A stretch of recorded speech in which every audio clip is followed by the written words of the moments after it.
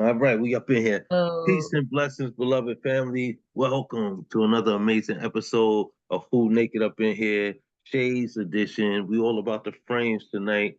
Thank you all for joining. Please unmute yourselves and embrace each other the way family does. woo woo! Hey, hey, hey, Hello, everybody! beautiful family. Yes, indeed. And it's always great having this space with you all. And I know y'all know how we do it in here, but I still have to introduce it for those who are watching us on the playback. No! Oh, Um, sorry. what's the matter? My hand went down. Sorry. I kind of like that though. Low hands, but that's a whole nother different story. Let's get into the format of tonight's show. Tonight is an open mic. As you all know, this is a safe space to share. Feel free to express yourself as long as you're not hazing or disrespecting anyone that's within the space, or otherwise. Um, as the setting goes, I would like for everyone to share two pieces, unless we get overwhelmed with um with family, and then with that, I will have to cut back to one piece. But as it stands, we're going to share two pieces of per artist. If you find yourself in that sharing mood and it's something in your heart you would like to express, please hit the reaction button at the bottom of your screen. When you tap onto that, there'll be a raise your hand emoji. All hands that are raised will be acknowledged throughout the show. And I promise you, you will have your opportunity to share. I do ask that everyone stay as long as they can so that those who are performing in the latter of the evening are able to have um, a welcoming audience to comment and embrace their art as well. Uh, there's a chat session that you are able to utilize and abuse as often as possible. So please make sure that you tap it in there, sharing love for one another, or just greeting each other, however you're feeling. And I ask that you keep your mics muted and double check to assure that your mics are muted while anyone is sharing their art. I hate for people to be in the background echoing or voicing over. Sometimes there's music, sometimes there's sirens, sometimes it's just life happening in your home that shouldn't be interfering with someone sharing their art. So again, please make sure that you're muted. Again, you can put your comments in the comment section as often as possible. And after each artist shares, I ask you to unmute yourself and lift them up, show them some love and support. So with that being said, I'm going to try to set the night off. I haven't found anything in particular to do because I've been in here enjoying y'all company. I love y'all so much. It really feels like we're all just within the same house, just sharing each other. Um, the only thing that's missing right now is a drink. I can use a drink. Am I the only one? Is it too early in the week? It's never too early for cocktails, but Not you at never know. all. Right. I feel like that's the only thing that be missing when we sit and we have these times. So again, I love you all and I thank y'all for sharing in this space. Um, I want to come from a place of love tonight. Let me see what I can find. When I type love into my Google Docs.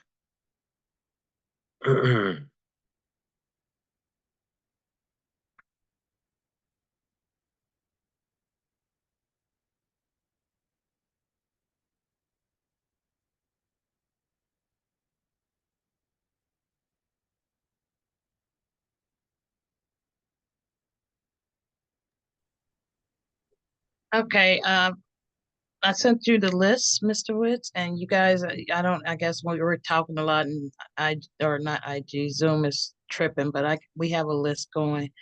But again, if your hand goes down, just try to catch the blue button or re-raise your hand. But for now, we do have a running list, Mr. Witz. Thank you. Okay, thank you for that. I just received it. Okay, I'm gonna open up with this one. It's called An Unspoken Love Story.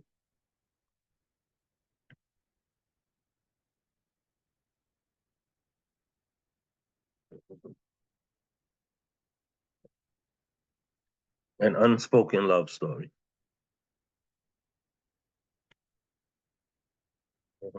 Did I do that? Okay, there we go. What if I told you the earth and the moon was an unspoken love story?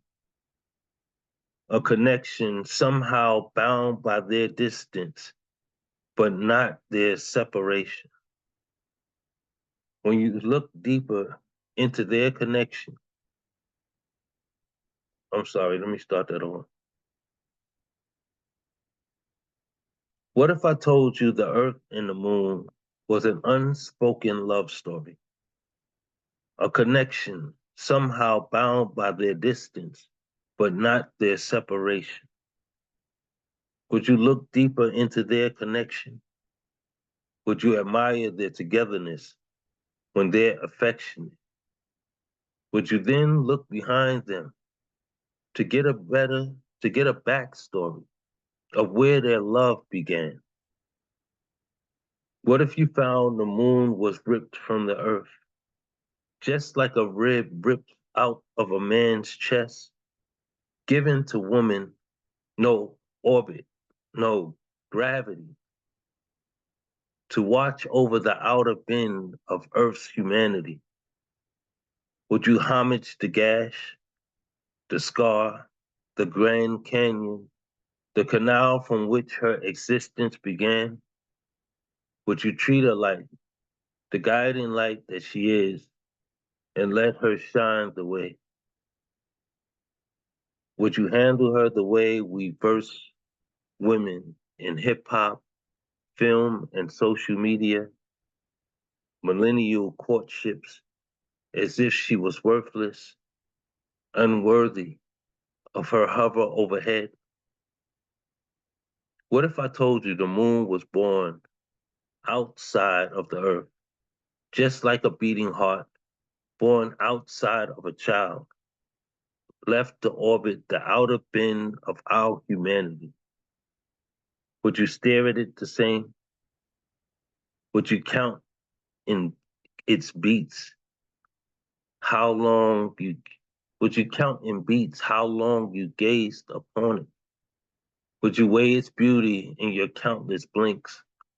Or would you treat it like a light turned on and off by a timely switch? What if the moon was given to the earth, like a form of natural human conception, gift by the sun to light night for man, left to orbit the outer bends of humanity?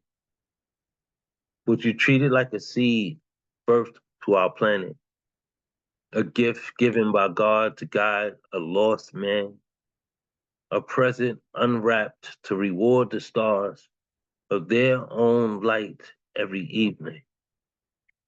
And if the sky stoned the moon for being the star's guide, shading 3/4 of her view to the eye, would you turn your back to the loss of your shadow? Or would you keep looking up for her change, her lunar phase, to lose shade, her return from her fade, to display in full facial expression? Those of us who'd stay would find their place in a love shared between time and space, an everlasting, romantical link every evening, clear or blanketed. What if I told you the moon and the earth was actually an unspoken love story? Would you chase back to their meet to see where their love began? piece. I don't know why that was so twisted coming out, but it came out.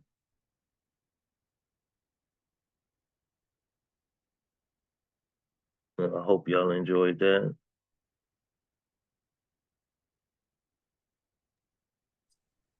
I really like that piece, but can you clarify? There's a line, you said a gift given by God. Did you say a lost man or a blind man? A lost man, to guide a lost man. Okay. Mhm. I was gonna tell Kel she had it right. I don't know why I kept thinking blind man. I knew it was lost, but blind came out and I hit send, and then when I saw her, I was like, oh, it was lost because yeah. Anyway, It kind uh, of means the same thing. It's like, double entendre. right, To be lost is to be blind to your destination. You know, right, True. right, true, true, true. I like that line too, Yeah. and I knew what it meant, but then yeah, my brain. Thank you for the clarification. Thank you. Yeah. thank you for capturing that. I appreciate that. Yeah, it's a beautiful way to start the evening. Yeah, I think love is the answer. Normally I start off with some of the deeper pieces that are um tugging on our heartstrings in a different mannerism because there's so much happening in this world that it's kind of hard to stay grounded, right? Every time you turn around, there's something more to hurt over, and we got to remember that we come from love. Hurt is something that we gonna experience in this world, but we are birthed from love. So that love that God has given us, we have to find it in each other and make sure that we share that amongst one another. So I'm gonna do another love piece. Um, I hope y'all enjoy this. Do you have your original Sound for Musicians on by chance? Are you talking to me? Yeah. Do I have what? Huh? That original Sound for Musicians, the button you push whenever you're going to have a music background. I was just hearing some sound behind you. I didn't know what it was. Are you hearing it now, or were you hearing it while I was performing? No, just a second ago when you were speaking. Okay, you're hearing the train. Train. You're hearing the train. Oh, Yeah, I live close to uptown, and Yeah. got you. the train runs by me. Well, So we were talking about, throwing back, and I thought, is he getting out the voice pipes? He's going for Roger. He's channeling Roger, his inner Roger tonight. He's getting the voice pipes. that's funny, but it's good to know that I have your ear to the depths. You know? Okay, this next piece. I used to mean it every time I said I love you. That's how I was raised, to say it and mean it. Something I carried throughout my life, saying what I mean. Love being the most genuine thing I kept in my heart since I was a kid. I used to say, I love you, and actually mean it. To this day, I have not had a relationship with someone I didn't love or wasn't in love with. Although every I love you given from my mouth wasn't receptive. You could see in my eyes, it wasn't a lie. And even when we fell out, I don't believe that love died, only set aside in order to give space for a new love to grow.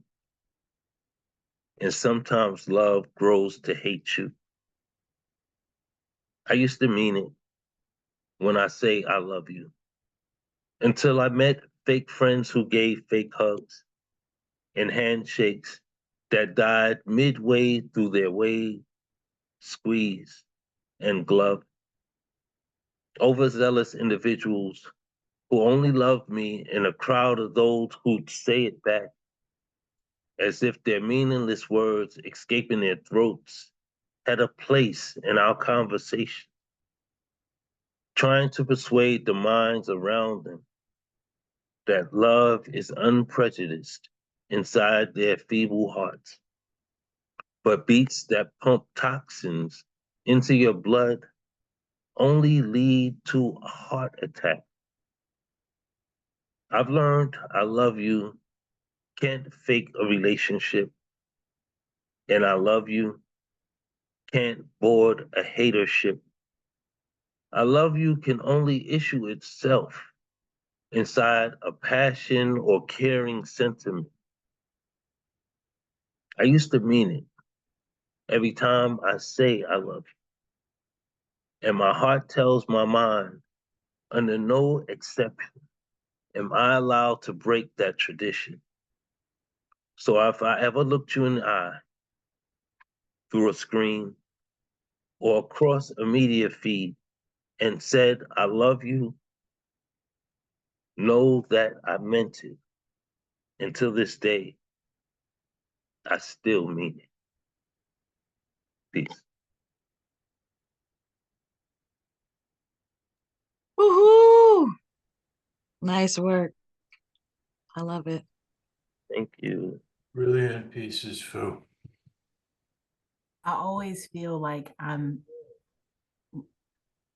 like you're a shaman and we're having a service. And I love that aspect of this. It's my favorite thing about this night. I feel like I'm going to spirit. Not going to say going to church, going to spirit. Thank you for that. That's beautiful. That's beautiful. I think happening on the love we have for each other tonight was inspired by something Jane said um before we started recording. And just knowing that people can see the genuity inside of you, it makes you open up like a flower button. So I embrace you all with true and honest love, and I feel that every time that I'm in the space with you all. So thank you for having me the way I am, and not having to dress up to be someone else. I love that. Thank you.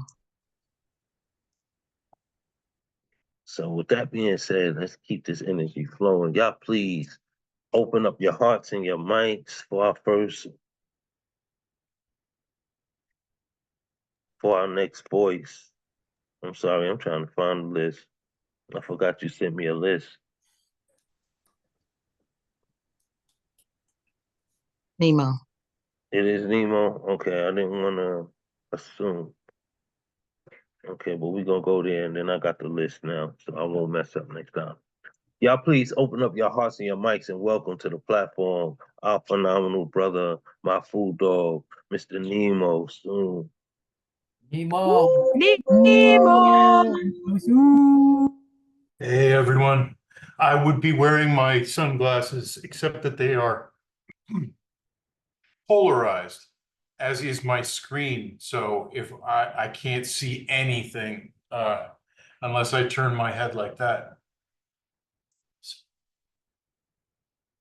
Okay, I am going to read two poems, one that I think is finished and one that I am still working on.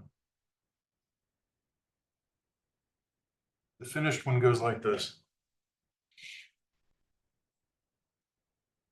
I remember when smiling felt better than this.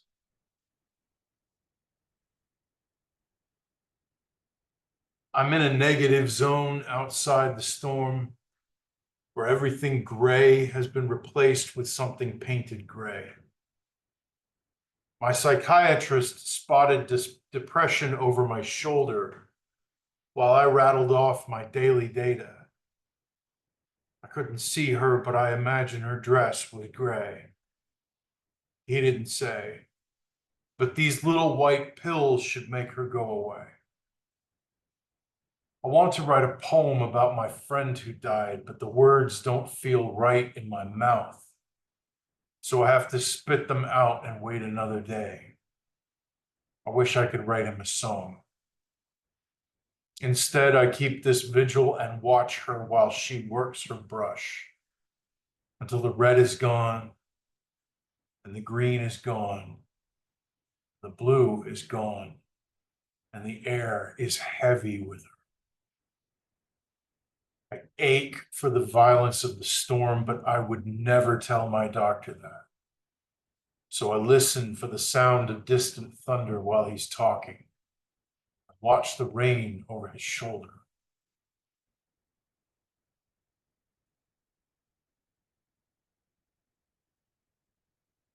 And here's the second.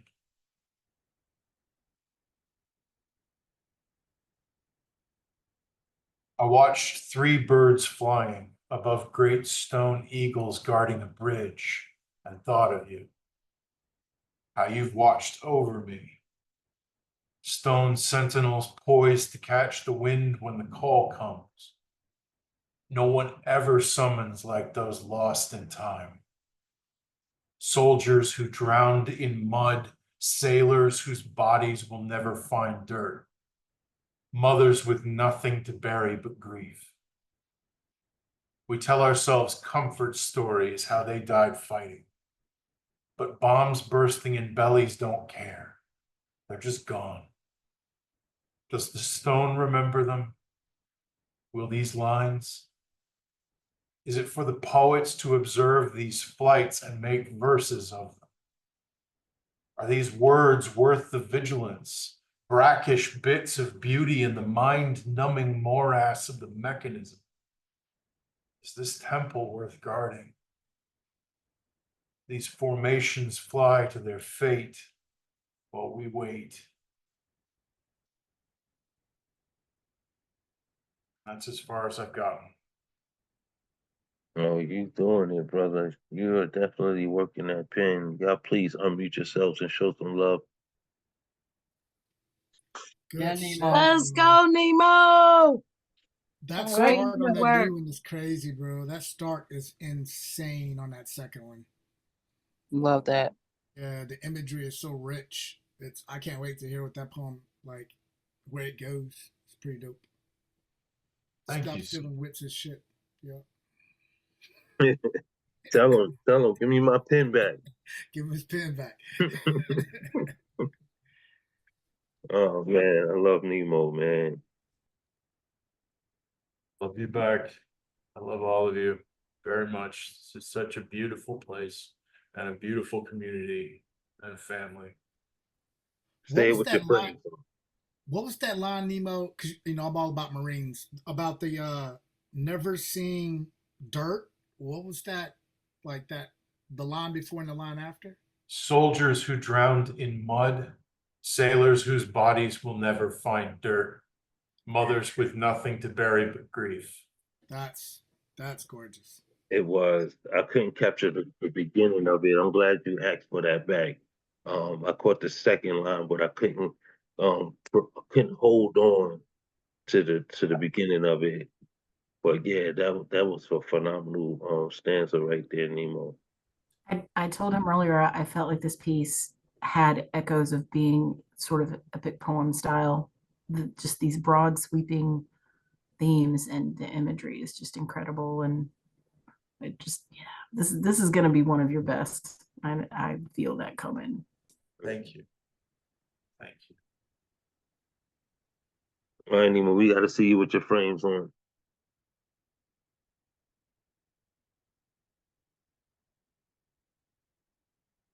Frame gang. Straight out of Ooh. Florida. Nemo, straight out of Florida. Yeah, see, I have to turn my head like this to see anything. That's good. It makes you look Do cool. this, it's all, yeah. Nemo look like he's supposed to have a parrot on his shoulder. That's what's up. Y'all give it up for Nemo one more time. Let's go, Nemo. Woo. That's what's up. While y'all in the celebrating mood, keep your mics open and as well as your hearts, and let's welcome back after her. Um, I don't want to say long, but her too long.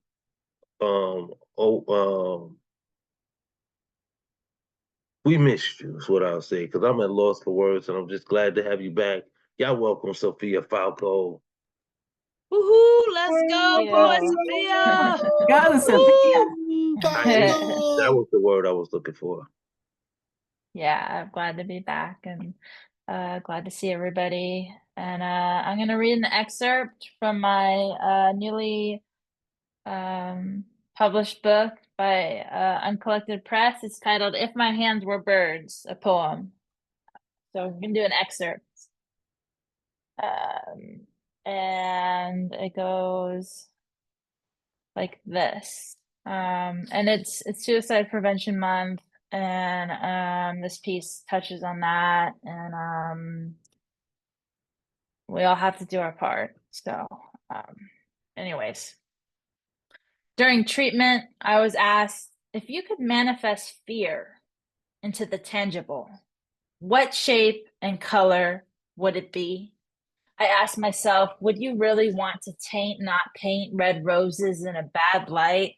However, that would answer both questions. Philosophically, that wouldn't be fair to those who love red roses, yet I could not erase red roses from this world. If I were to have been given a rose, did they take into the account the thorn in my side, that I own no articles of red clothing? Likely, I would have wanted to set the rose on fire. It became very dire here with no fire escape unless for an emergency, only an outdoor balcony with an outdoor staircase. Yet every day, this house was full of emergencies, always. I was mad as hell to return, though fire wasn't coming out of my eyes or my ears or my hands for that matter. But below the surface was fear and more fear and more fear. This was too near to my heart, not too close to home. Red with innocence once, when I wore the sparkling red shoes as a child that one Halloween to become the beloved Dorothy. But where was that crow in my memory in the movie, The Wizard of Oz? Healing is not merely the yellow brick road. Reflecting how one day, maybe I'll have my own dog, as mine had fallen to old age, whereas my grandfather had fallen to young age by his own hands. Father Time was defeated in an untimely fashion. Sometimes everything will not be all right. This past generation of family history, still then, always was in the back of my mind, and sometimes was in the front of my mind. Feared fate would had led us similarly to the grave. I never met him, but I wondered, what if he could have sing? I was too afraid to try to sing, and I had for too long a premonition that I couldn't. I made a promise to myself to not die, yet I knew the temptations at times to not be anymore. Being there were more than three sides to me. I didn't want to impose the question, can't you see my suffering? I vowed not to visit his grave. That would be a jinx. My family tree, mental illness mocked us. While I never seen a mockingbird, I would never kill one, but had considered killing myself, yet remembered what saved me was remembering tragically too many poets had fallen too soon. I made a promise to myself that wouldn't be me too. Must you have mentioned church? How both of them when young would get the giggles, then the giggles turned into laughing, and then they get kicked out. To see a steeple or to run up a steep hill or to steep tea, which would you prefer? Or defer and deflect the question. I preferred the third. Thank you. Woohoo! Great Beautiful. work. Yes. Yeah, beautiful read, Sophia. The title alone caught me. What if my hands were birds? Is that correct? Yes, that's correct. Yeah. If my hands were birds. Yeah, that took me to, making hand shadows. Is that where the concept came from? It's the concept is if my hands were birds, do I want to be grounded or would they long for someone's hand or there's just multiple possibilities, I think it hopefully the goal is that it's thought provoking and can be subjective, like, like you're saying, the shadows, the hands, or I have a lot of restless energy in my hands, and sometimes, it's like I want to hold someone's hand, but then you have to have self-agency. So it's like all these juxtapositions can just come from the title. So anyways. I get it. Is that where the stuffed animal come in? Something the pet, something feeling that Yeah. texture. Mhm. Yeah, Edward. Yeah. Yeah. Something else that you said that really resonated was though I've never seen a mockingbird, I wouldn't want to kill one. Um, I know that's a play on the movie as well, To Kill a Mockingbird. But what I got from that was like it's like to kill a voice. Like I wouldn't try to kill someone's speech, wouldn't try to kill their voice. Even whether it's uh well, am I on the right path with that? Yeah, it was a play on that. And the flight is a big theme and stuff. And it's like, yeah, you wouldn't want to take a bird's voice away or a person's voice away. Yeah, yeah, definitely. It was beautiful. I'm so just happy to see you back. And, I know 2024 has not been your favorite year so far, but the work you have done is stunning. It is breathtaking. And I'm just so glad you're back that we all get to hear it. So, Yeah. So much Appreciate so, everyone. so much so that your puppets in the VIP section behind you, I didn't see not one of them look away. They were just staring you in the back of your head. They were clapping and shit. Like, dope. Mine don't do that. So that's dope. That's funny. The funny part about that is yours do that, even though you don't see it. Yeah, I think we all have someone clapping for us and cheering and rooting for us that we just don't quite see, you know? Yeah. But you got a lot of love in the chat. Please make sure you go and visit that. Um, Congratulations on your new package and keep pushing your pen. Awesome. Thank you, everybody. Appreciate it. Appreciate the support. Means a lot. That's what's up. Welcome to the room, Brooklyn in the house with Erica Floyd. How you doing tonight? Kind of pensive, not to bring anyone down or anything, but just kind of pensive about yesterday's tragedy. Mm-hmm.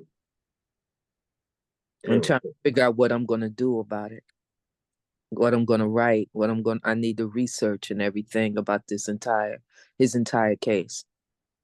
I'm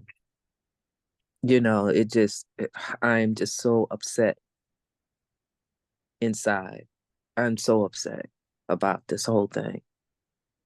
But other than that, I love you guys, of course. We love you as well. And that pain is well understood. It's too much of a reoccurring event, right?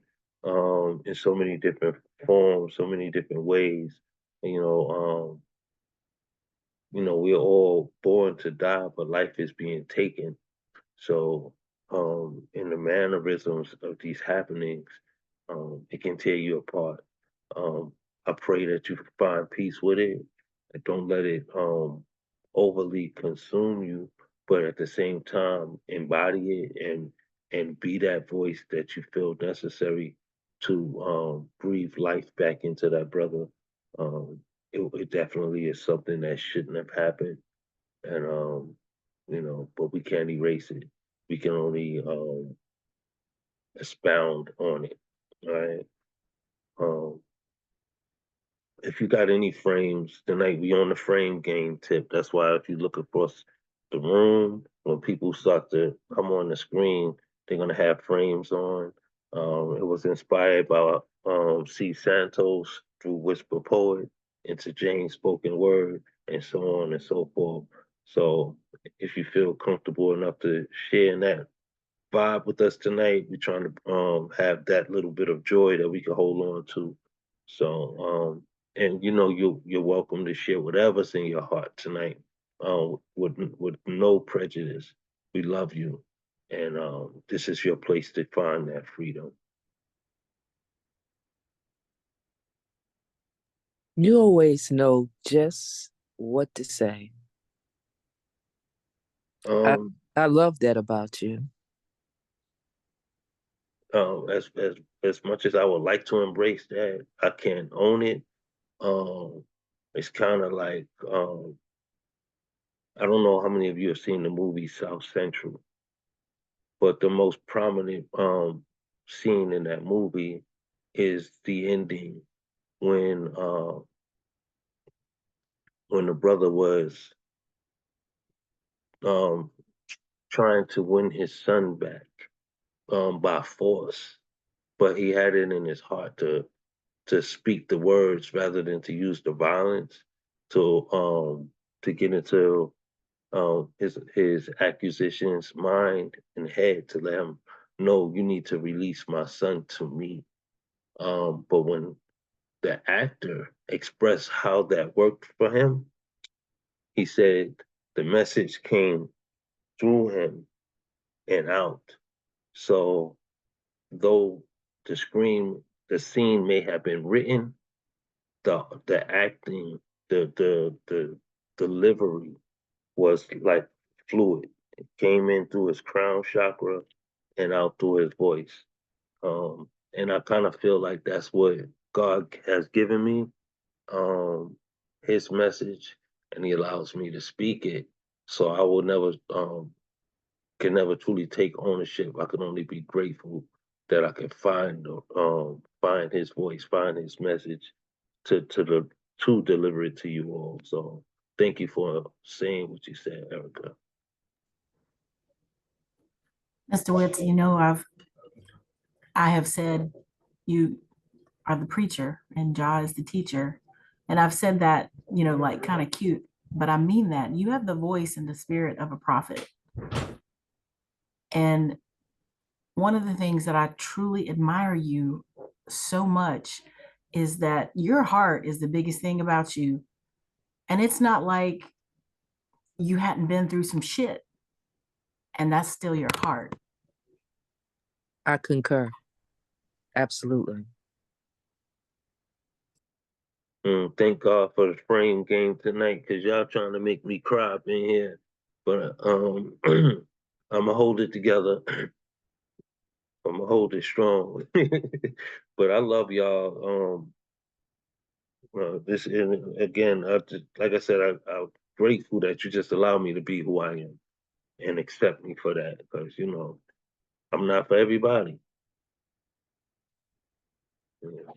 But let's keep the energy flowing. This is not about me. This is about us, and let's just keep some good energy, some good vibes, and continue to lift each other up during these times. So with that being said, y'all please open up your hearts and your minds for this phenomenal woman who has put on one of the most amazing shows I've seen in a while. Last night was Super League. Um, superb, very special to us all.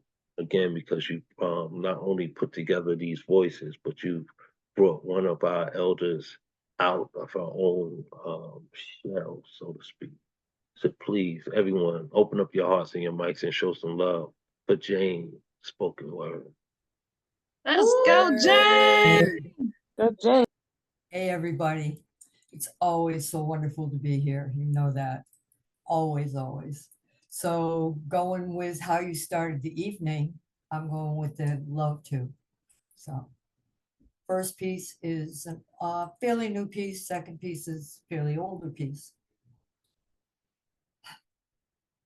She follows the path of righteousness, respecting and trusting the goddess within, honoring the ancestors, a receiver of memories from those who came before, affirming the divine soul, trusting her truest self, speaking with thoughtful voice to long past traditions. Ancestral voices emerge, singing her timeless song, nurturing our spirit, our flesh, our blood and bone. A guardian of our sacred spaces, she walks the red road with tenderness and grace, unwilling to surrender to shadows that slither, refusing the burden of past sin eaters. She welcomes us to the circle of the sacred hoop, healing the sorrows of a forgotten past, cradled in the bloodline of our ancestral home, smudging sweetgrass, copal, and sage, honoring the spirit bond with the two-legged, the four-legged, the winged, those that swim and creep and crawl, to the tree people, the rock people, and the water people. In the circle of life, elders whisper to the wind, Mitakuyesin, we are all related.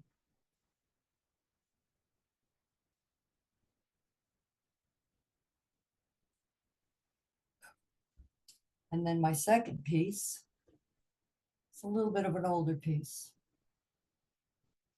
Crash landing through the halls of Serenity's home, in a space between the no thing and completeness, delving into the deep skeletal structure of this poet's bones, riding the edge between death and breath, body shaken with every word, a whisper inferred, a poem unheard, a beat between lovely and dark, shading the living dead, eclipsing a suffering heart, rummaging through words of mine undefined.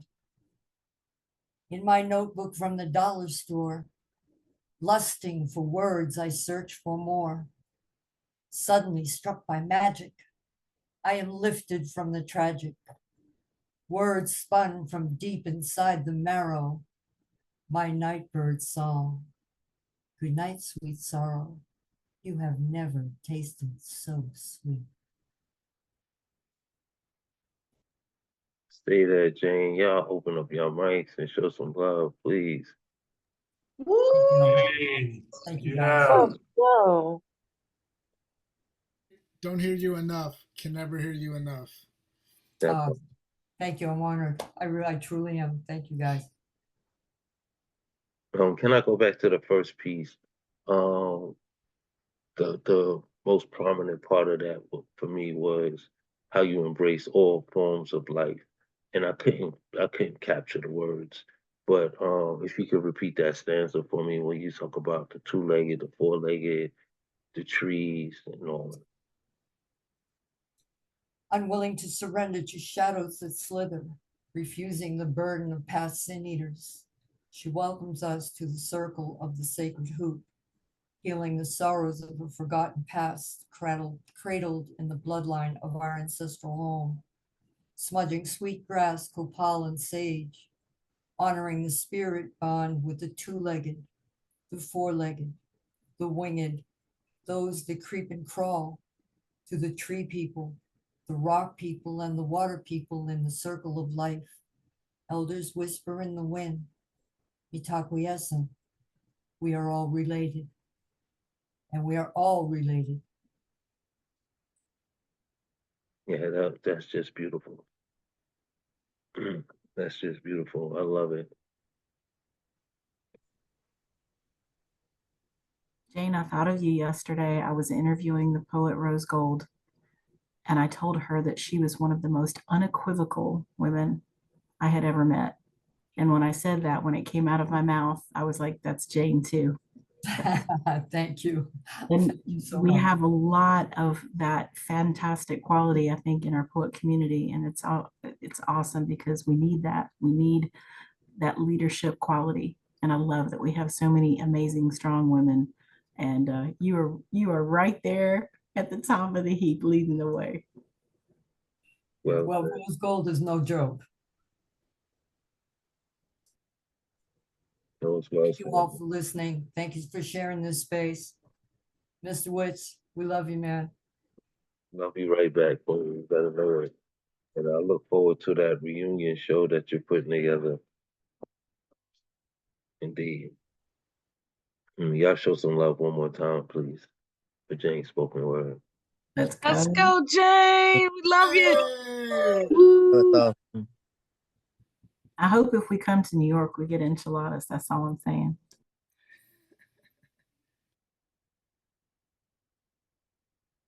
That just I know this don't have anything to do with anything, but it took me back to, I think Linda was her name, and how she fed the community from her garden.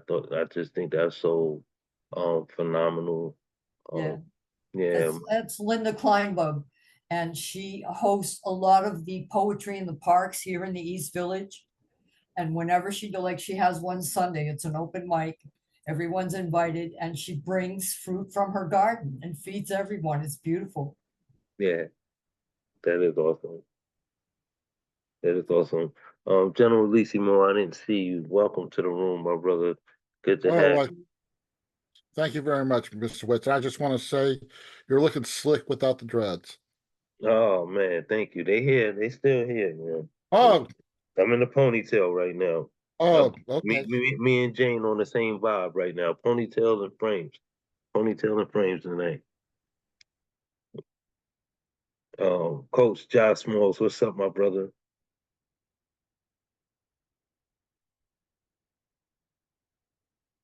Oh, he's singing in the background. The music probably blaring in his ears because he's putting it in the chat. Like, uh, we'll address that later. Let's keep this energy flowing. Y'all, please open up your hearts and your mics and welcome to the platform, Whisper Poet. Whisper. Let's go, Whisper. Hey, Whisper. Okay, Erica Floyd, how are you, my love? I'm here. Had to Why- come through, support my family. Hold on, why'd you put on that voice though? When you start talking about Erica, do you throw in a voice and whatnot? What's that all about? I don't know, it just happens. She brings that out in me. Oh my God. I just had to ask. All right, y'all.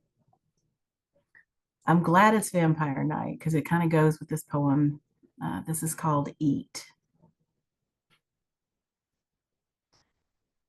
I've got meat in my teeth. Keep your toothpick. I'm gonna lick my lips and savor your remains. I'm not gonna pick them clean. I made a mess of you, and in consuming you, I made a mess of me.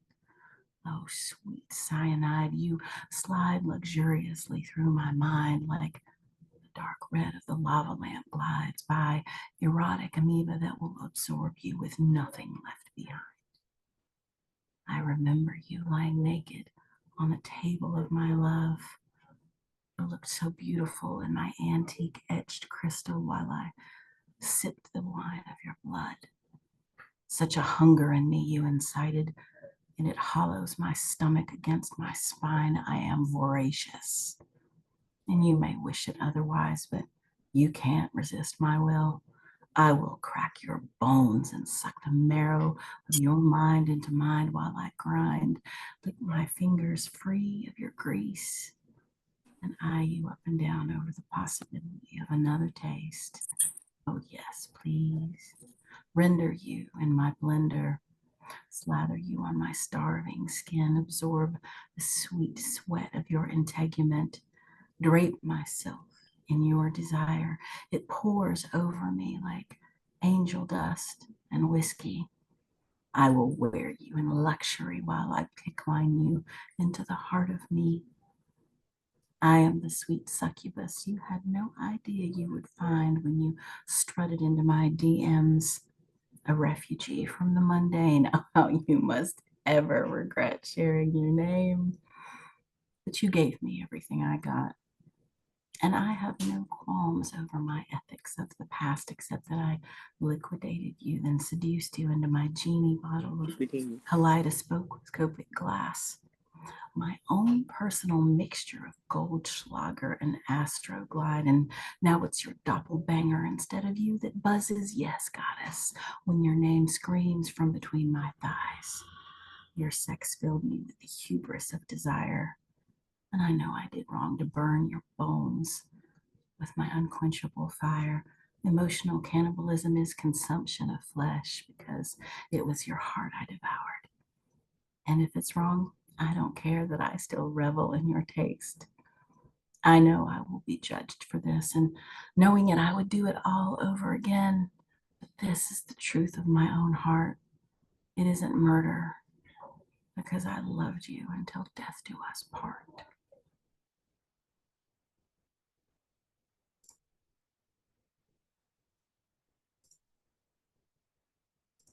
And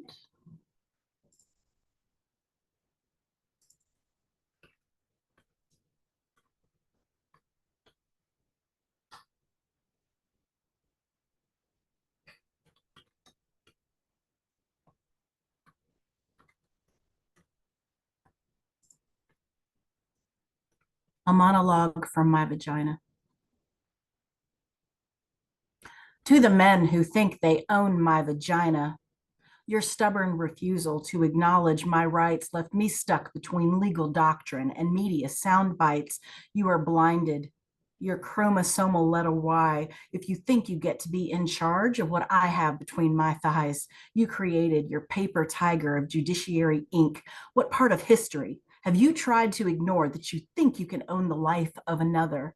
Dictate to my ovaries, a mad conductor to my fallopian tube sonata, want to orchestrate the orchids of my female flower. You can't control us. And your ignorance is showing that you think we will bow down to a bunch of clowns trying to tell me you have the right to legislate what I can and cannot do with my own body. Try to make me the living intestate. You need to listen up, Buttercup, before we erupt. Who told you that you get to play God when I'm the one with the fire of creation overflowing my cup? You don't have the clout to run game like that. Do not proselytize my uterus or try to bend my free will to enjoin yours, you bunch of ignorant asshats. You plant your seeds without thought for the future of the crop, then exit stage left, abdicate responsibility, leaving me with an unbearable choice. And you seem to believe that now you have some say over the decision? How dare you question me when you were the one hopped up on your delusions? I will grieve in silence away from your view. You don't get to see the choices I've made in this world weigh on me. I exclude you. You take patriarchy to the extreme and use religion to regulate the aftermath of my verbs you wanted to conjugate, but I got news for you, troglodyte. You try to overthrow the queendom of my womb. You may like to think you do, but baby, you don't run that room. I am not your political cause celeb, and you will not climb to fame on the rungs of my scarred back. I stand forth aloft, holding my fist shoulder to shoulder with my sisters. We are angry, and we will commit to launching our juggernaut against your selfish, ignorant tide. It is you who will find out who's soft in this fight. For the survival of our mastery over our bodies and our rights. Push us again, and you won't like the boundaries we lay, and you will not rule us like we are chattel, dictating your rules to us as if we are cattle to be prodded by the long arm of your law. Get your gavel out my business. I'm pulling it out the depths of my craw where you shoved it down my throat. You mowed down the wisdom of the double X that 50 years gave us to grow. Try to preach dogma to my body. Think you can subjugate my free will? You need to think long and hard what you're going to do when we bring our storm to your hill, because we will no longer tolerate the interference with our elemental flow. As women, we will rise. As women, we will succeed. As women, we will work together to make sure no man can control what happens when the flow of our menses ceases to bleed. Only we can craft our futures. And when it comes down to hard choices, I will execute my own destiny as I so decide, because my body doesn't belong to you, you pompous dolt. My body is mine. It cannot be misdirected, mistreated, or misused, undermined, misappropriated, co-opted, or abused. Mothers, daughters, witches, and queens, we have had enough. So to the men who think they own our vaginas, sit down, shut up, and listen to your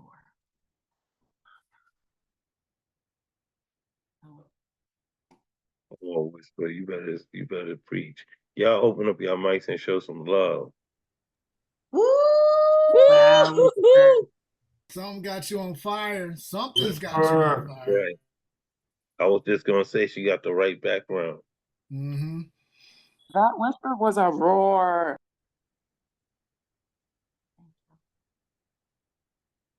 That definitely was. I got to go back to the first piece. Um, to my favorite line out of there. Because I think this happens to most people in relationships that tend to, I'll say, failing relationships that tend to carry that baggage onto the next coming relationship and so on and so forth. But the line was, consuming you, I made a mess of me. That was so powerful. That's a prompt. So much can come from that. When you when you look to the depths of its meaning. The second piece that you did, I've heard that before, but it's definitely a powerful write. Every time I hear the title, it spins me though.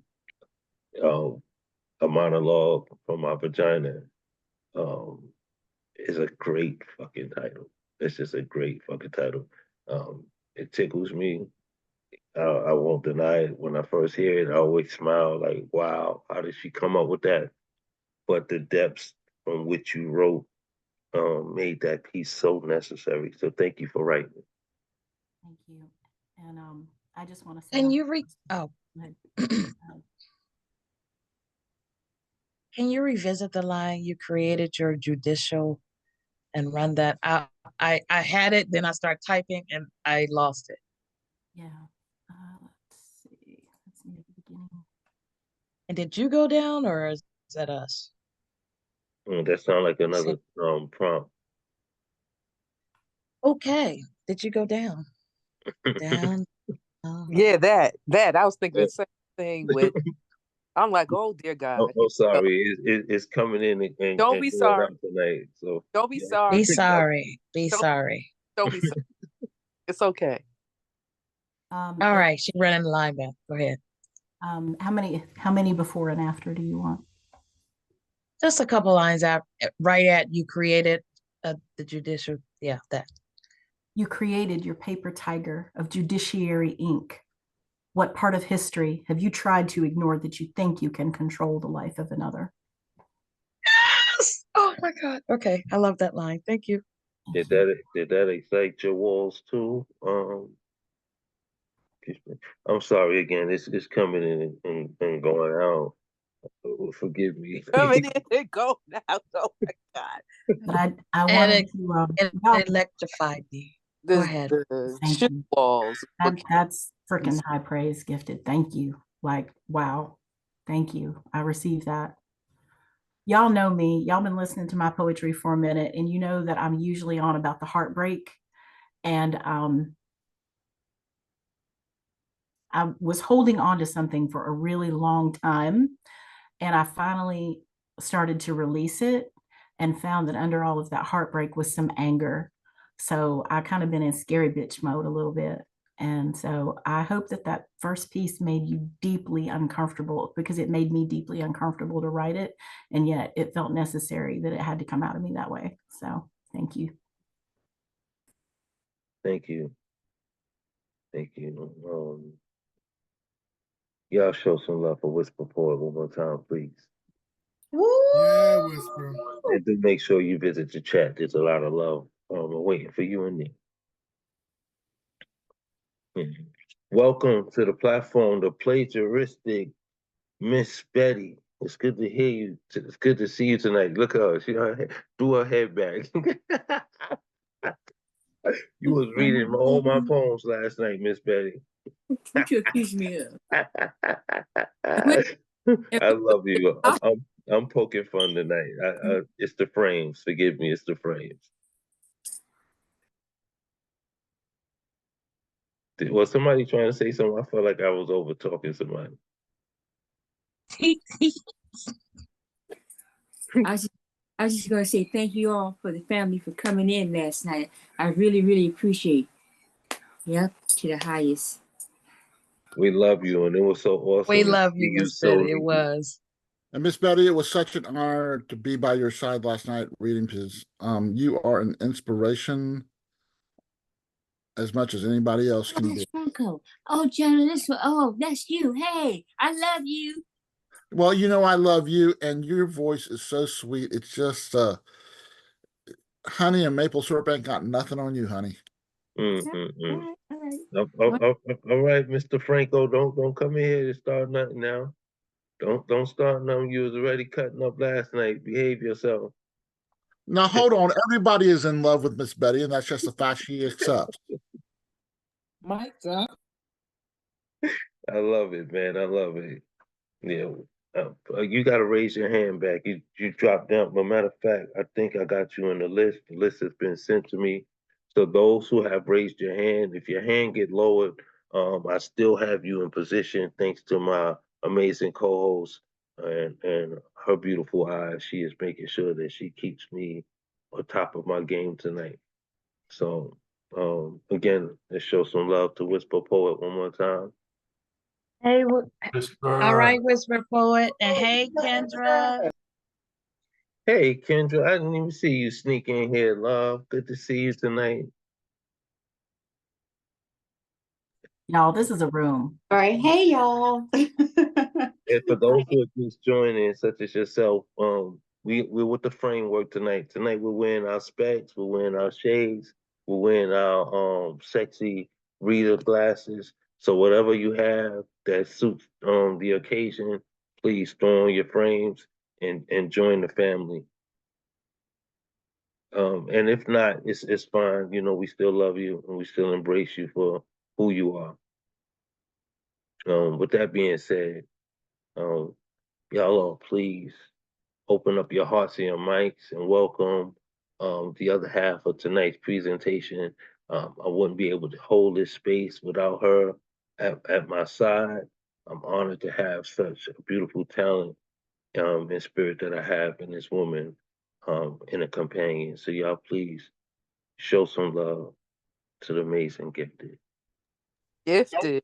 Yeah. Gifted. Yeah. She is gifted.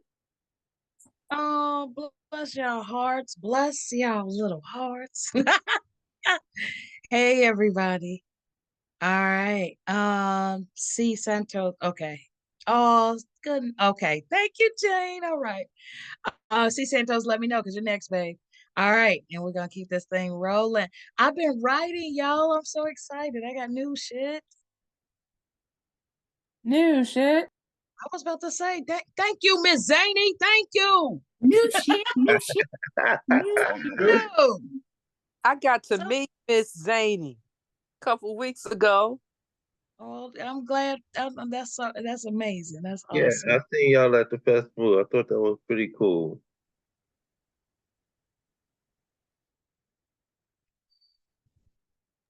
Come on with the new art. Listen, I know a lot of y'all stop calling shit, but I like it. I like it. It's new ink, and it's new shit. It's new all the way around. Means my pen is working, so I'm excited. All right, even if y'all not. All right, here we go. Oh, I gotta take the shades off. See you later. All right, this piece is called "The Parts That Are Free."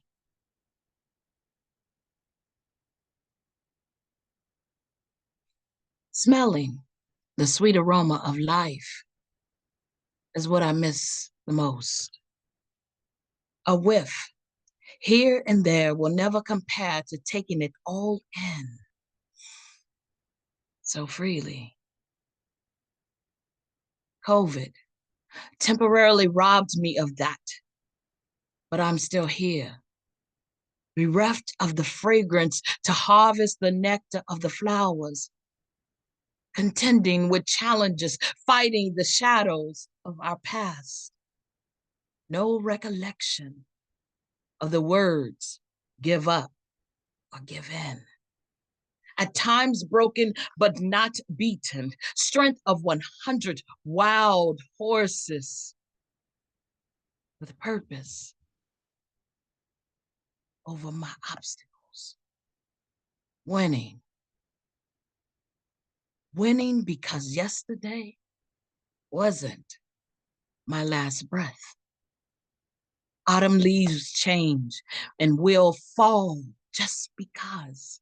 A walk in the park at dawn, cool breeze upon my cheeks, seeing the sun set as it does,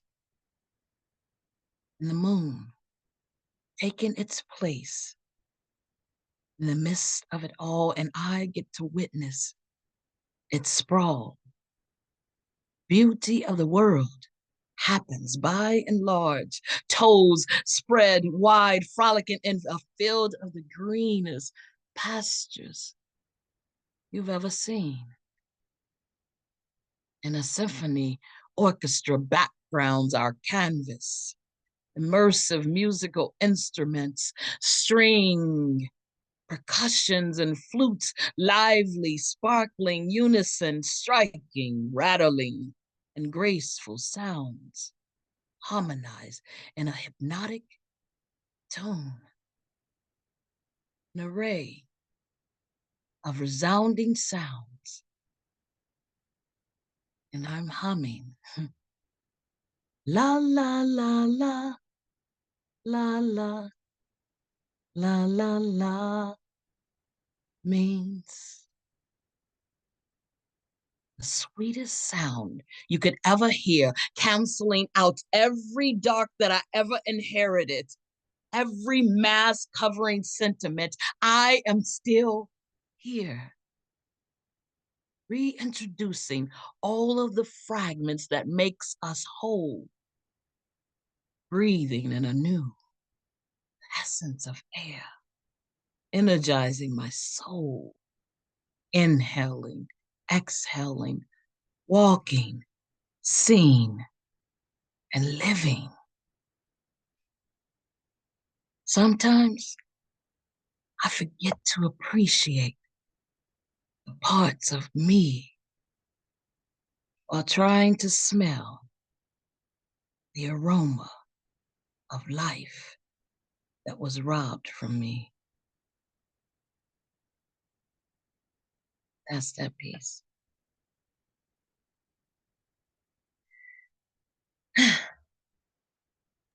Okay, Gifted. Okay, I hear you. Thank I you, love Eric. that. Just the sentiment where you talked about appreciating. I get to appreciate me. Like that's yeah. You know, I'm all on self-love, self-love. It's beautiful piece, beautiful piece. Thank you. All right, y'all. This next piece I wrote yesterday. This really new. New ink. New shit. All right. New There you shit. go. Thank you. New shit.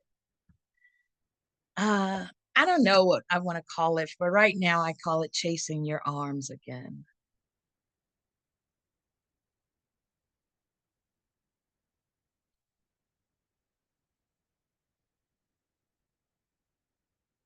Light years from anywhere near your hands, miles from the hold in your arms.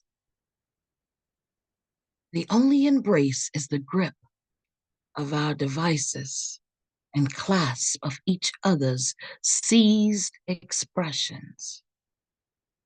In between the static, silence, trains awaken fond memories. Wind chimes blow, leaves rustle, babbling brooks soothe and unfold of the last cuddle in a bosom of my warmth that you so easily savored. Hard days confine our time, detain our escape, and still the next welcome copulation. So relax the weary of your day.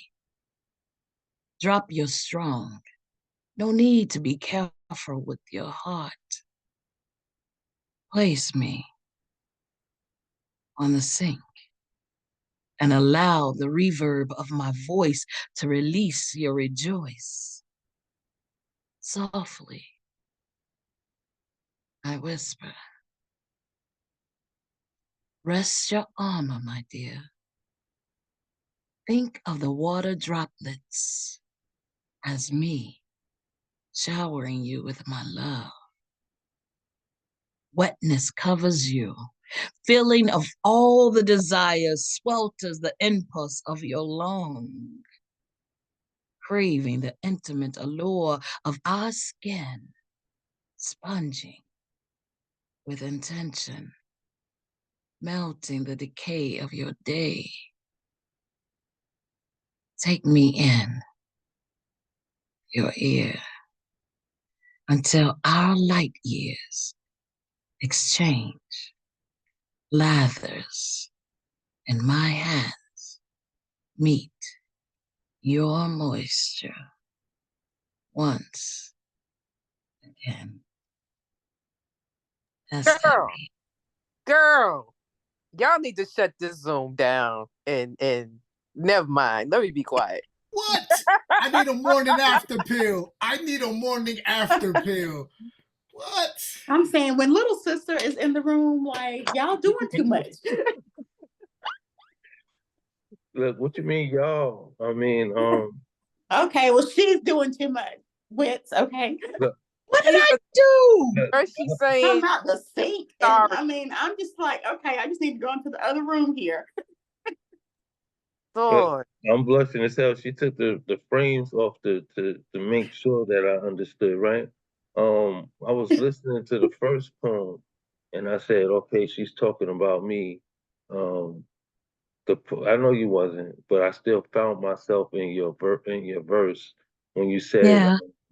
when you was talking about the moon, um, being present to be in the sprawl of the moon or something like that.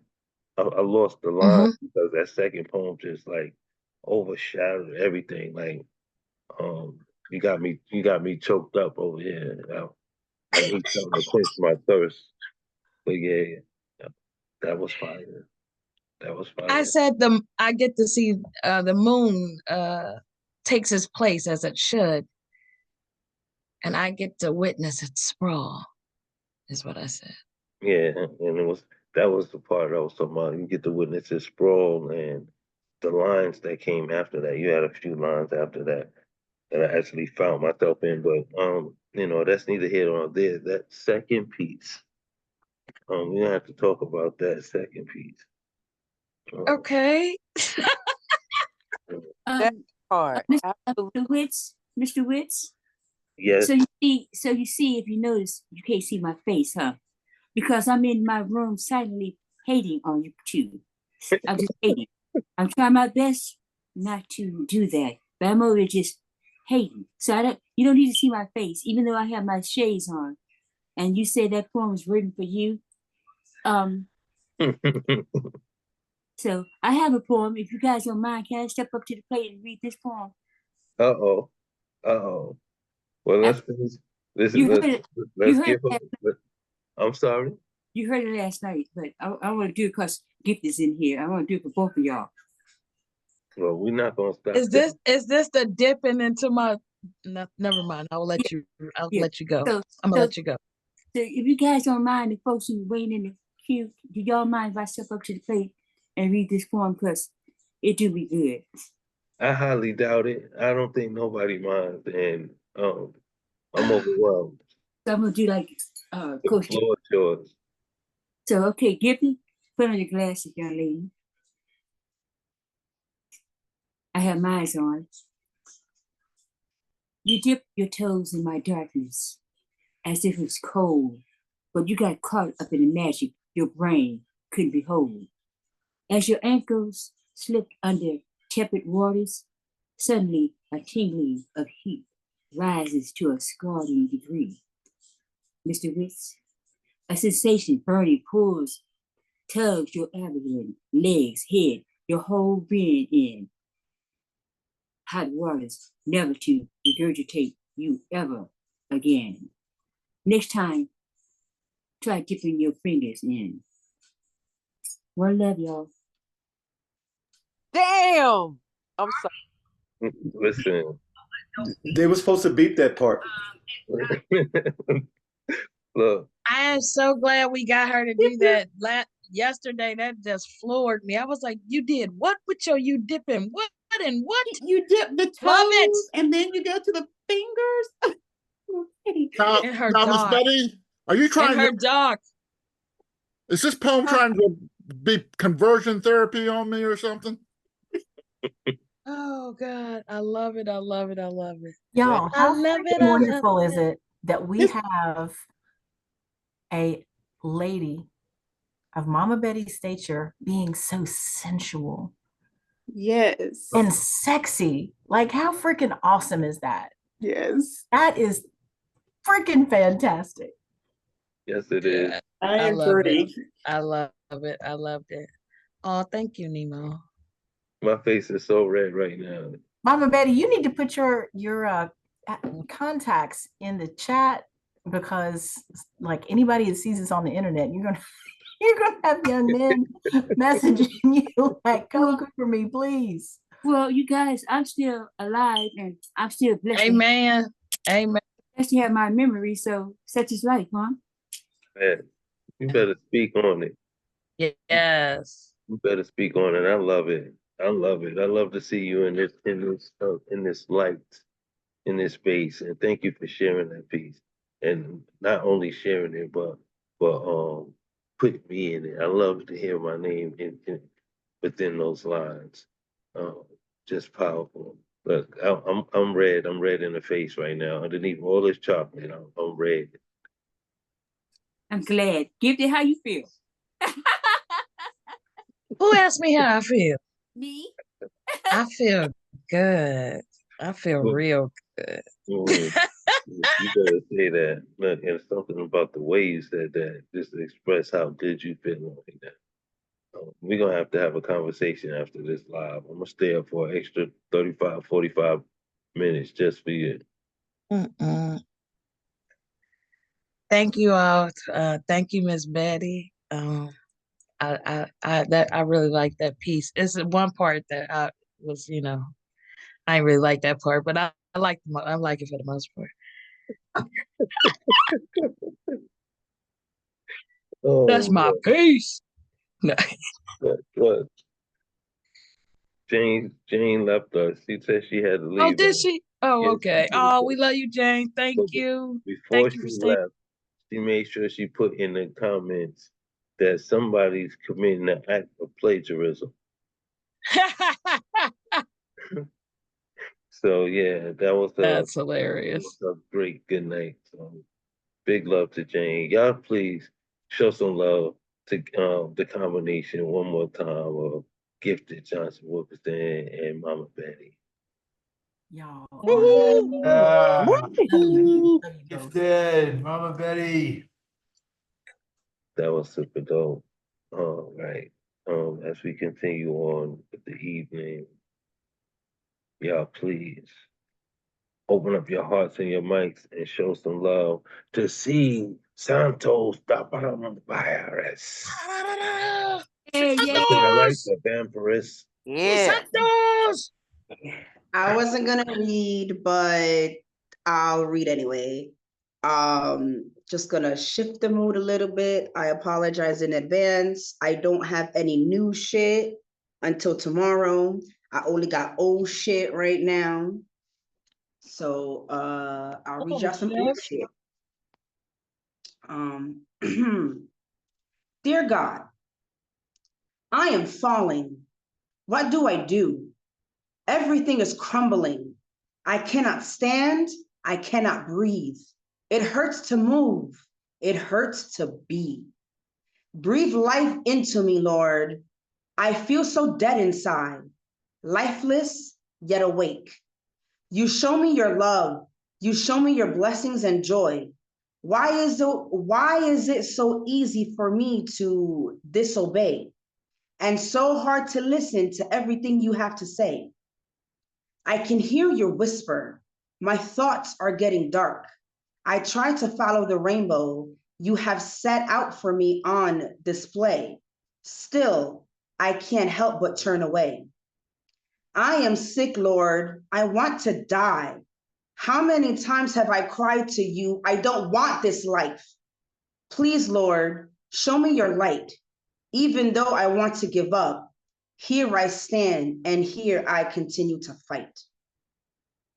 Okay, that's poem number 1. And poem number 2, many of y'all, whoop, I lost it. Many of y'all have heard this, but it's been a while. My favorite insult growing up was, "You're as fat as a house," even though you never made our house feel like a home. 5 floors, white walls, 1 bedroom, 3 boys, 1 girl, and you. Cold glares, snarky stares, broken. Still, I took an interest. A small sponge watching every move you make. I learned if you are thin, the world gets handed to you on a silver plate because women do not deserve gold. Boys will be boys, while girls must be a slave to the home. My very first bully wasn't at school. It was you. You're as fat as a house, body as wide as a male's ego, body as big as a skinny body's entitlement, ass as thick as pretty face skinny girl privilege. You tried so hard to make sure confidence did not exist in my bones, and for a while it worked. Walking down the street, head down, covered up, always hating the skin I had to live in because you never made me feel safe. I may look the way I look, but at least my body matches my heart. Always saying, God this and God doesn't like that, as if God didn't just hear you slander your grandkid. Because according to you, heaven doesn't exist if you're big. Hell is where you will go. I wonder where saints like you end up because you always seem to be alone. While this fat body attracts friends everywhere I go. It is a sin to be this size. Meanwhile, we have places making 50-inch pizzas and 13-pound cannolis. If I take a bite, I am disgusting. If a skinny person takes that same size bite, they are considered sexy. Haven't you heard? Diabetes is only for big people. Even though the diabetics I know aren't even close to my size. You watch for sugars and specific foods, jealousy in your eyes. As I try to eat this bagel with cheese guilt-free, with your voice in my ear saying, you're too big to eat.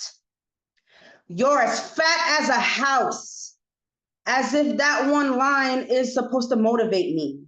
Barking orders, eat healthy, as you place pork chops with mashed potatoes as you place pork chops with mashed potatoes in front of me with no greens, not even a single salad leaf. But you know, eat healthily.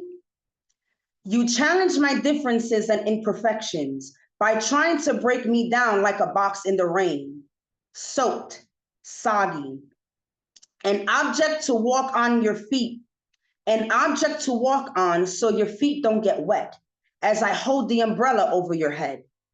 You look at me as if I'm unworthy, a body to hide under long sleeve shirts, brown corduroy pants, because not even the sun was allowed to love me. In 90-degree summer heat at the beach, I was barely a teen. I bought my first swimsuit as an adult, bright red, white polka dots, a swimsuit dress that went above the knees. My first time feeling feminine at the beach.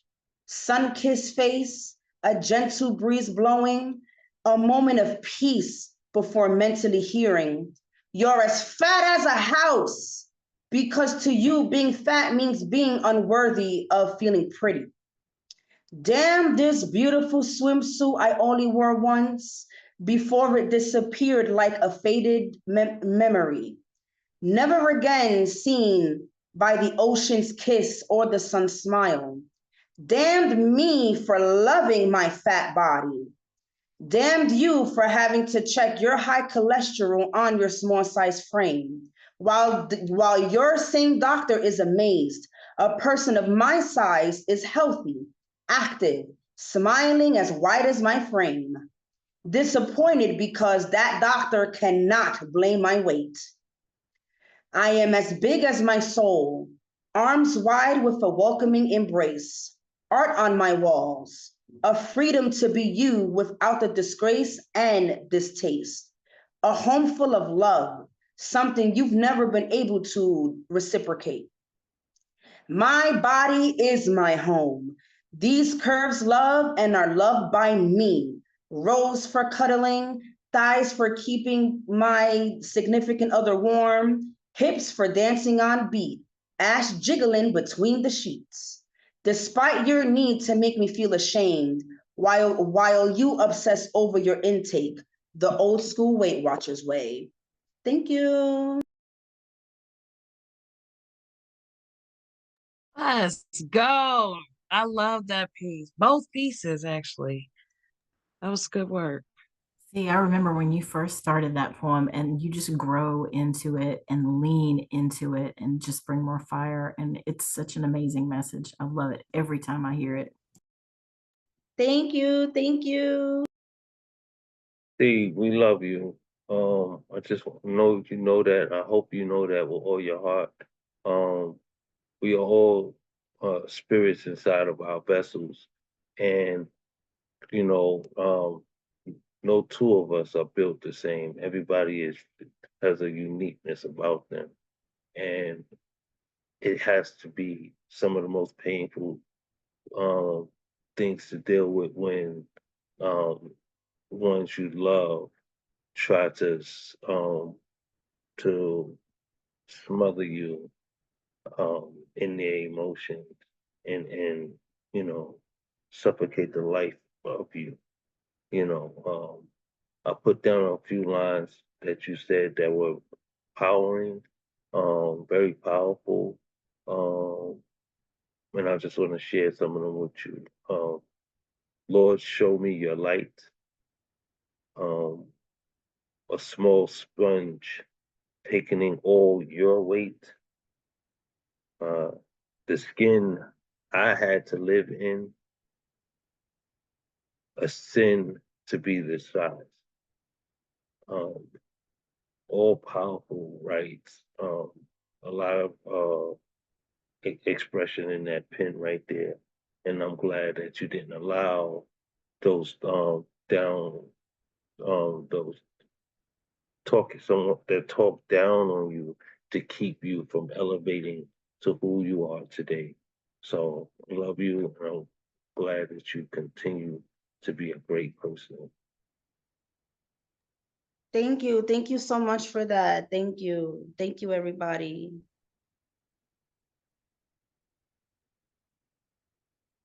So y'all show some love for C. Santos time. Woo! Let's go see. Amazing work. Love you.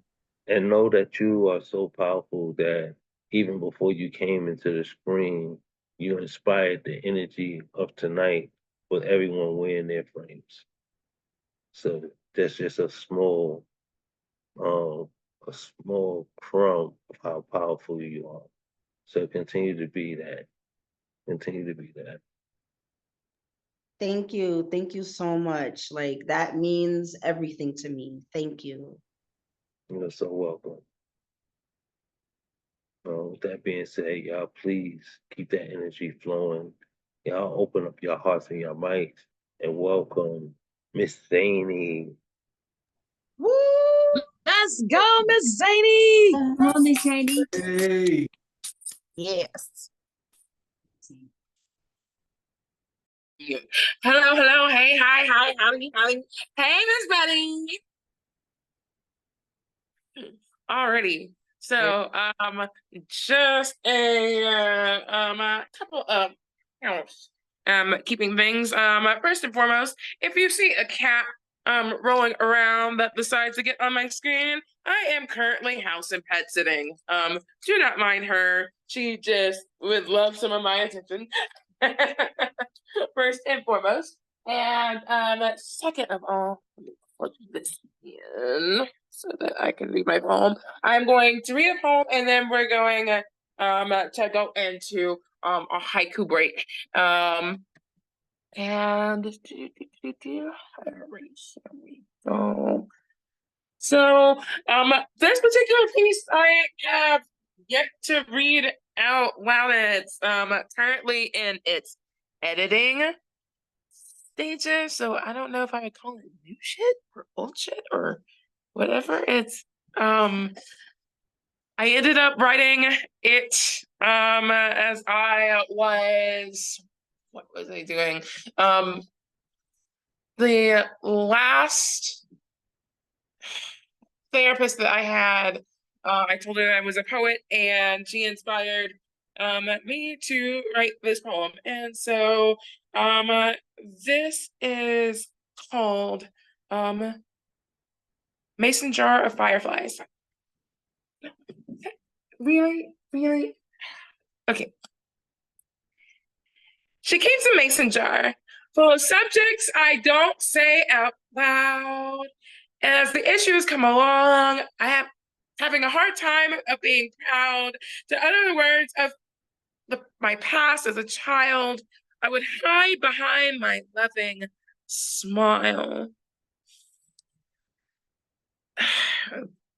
Okay, and now I see where I need to actually, I'm going to keep on going. Little does anyone know, one subconscious grows from the first 7 years of being conscious, and if not healed, it does grow. And as a girl, I would love to catch fireflies.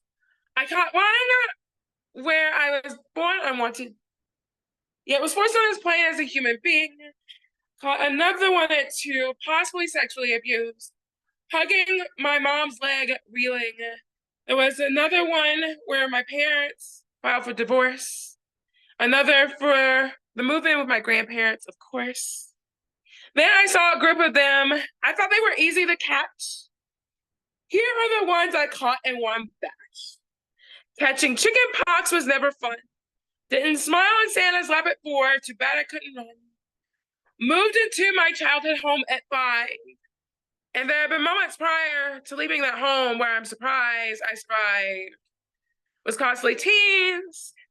I just couldn't people please. As a kid in school, I was even called a bitch by my so-called best friend because I wasn't cool. The scars from a Rottweiler are still there. My chance to showcase a dance at International Day where my mom thought I disappeared. Wanted to model as a kid and was told I needed to lose weight. Covered a scar from cooking with boiled water so that my mom would not be irate. She keeps a mason jar full of fireflies that I have so far that light up my subconscious beliefs. As I put the lid to hold on how much they have lit up my life, I pass it to her for some relief. To wake up the next day and discover they had died. I was supposed to poke holes on the lid to keep them alive. At some point, I was supposed to let them go, yet I let them die inside. I buried them in my guilt and shame. I myself could not stop the blame for holding on tight with closed hands to the memories that scar me for the rest of my days. No one seems to understand. And that's that piece. That was beautifully expressed. I also love the title too. That was deep. It was, Zany. Thank you. That's the presentation too. I miss that therapist a lot. And not to dwell into that terribly too much, I had to leave that therapist, and that was by no fault of hers. I briefly ended up relocating back to my hometown of Spartanburg, South Carolina. And once you do that, at least with therapy online and what have you, your particular therapist has to be able to provide you with therapy in said state. And so when I left to go back to South Carolina for a brief stint, she could no longer be my therapist. And it broke my heart. Anywho, now we have your haiku break brought to you by the letter A. This is the second anthology that I have had the honor to be a part of. I am going to read you some new and some old-ish haiku that I have written, however, have yet to share. I will be keeping this brief. Okay. So, haiku. And I probably shared this before, but I'm going to share this one more time. Teaching people how to regulate emotions is crime prevention. Scary thing about life, monsters are created and we all have one. To worry never takes away tomorrow's threats, only today's peace. This one's dedicated to my loving people here in New Mexico, where I currently will be for just a few more days longer. Roadrunner, perched on New Mexican wall, missed my shot on camera. So picture Wiley Coyote with the fork and knife. That's me with a camera. Roadrunners do exist. And my last one. Cookie Monster shoves sweet treats in mouth with lust, has yet to savor it. That is your haiku break. If you're interested in purchasing haiku magnet, and this is the last one that I have before I make a new batch. This one's quiet the chatter, breathe through nose, out through mouth, as many as needed. This is a brief meditation directions. I am selling those. Follow me on Instagram if you're not already for more. So dope. Y'all please open up your mics and show some love to Miss Danny. Yeah. Thank you. Yes. Awesome. You. Miss Danny, I gotta go back to that first piece. First of all, you captured us all at hello, meaning the title. Mason jar full of fireflies. And then it was kind of like the fireflies represented the light bulbs, the red flags, um, the things that kind of alerted you and kept and held you at some point in life. Um, that piece is just phenomenal. I think you say you're still working it. I don't know what more you need to do to it, but when you finish with it and have it in the perfect form that you want it to be, I can't wait to hear it again. Very, very powerful and inspiring work. Right. Thank you for that. Thank you for it. Thank you for letting me share it. Yes, indeed. We love you. I love you guys too. You're so full of energy. Like even with this small description of you telling us to be aware of the cat running around and everything, just brought light into the room. So just keep being the beautiful spirit that you are as well. We need that in this world. Thank you, Mr. Witz. You're welcome. Y'all show some love for Miss Zaney one more time. Hey. That was great. Yes. Awesome.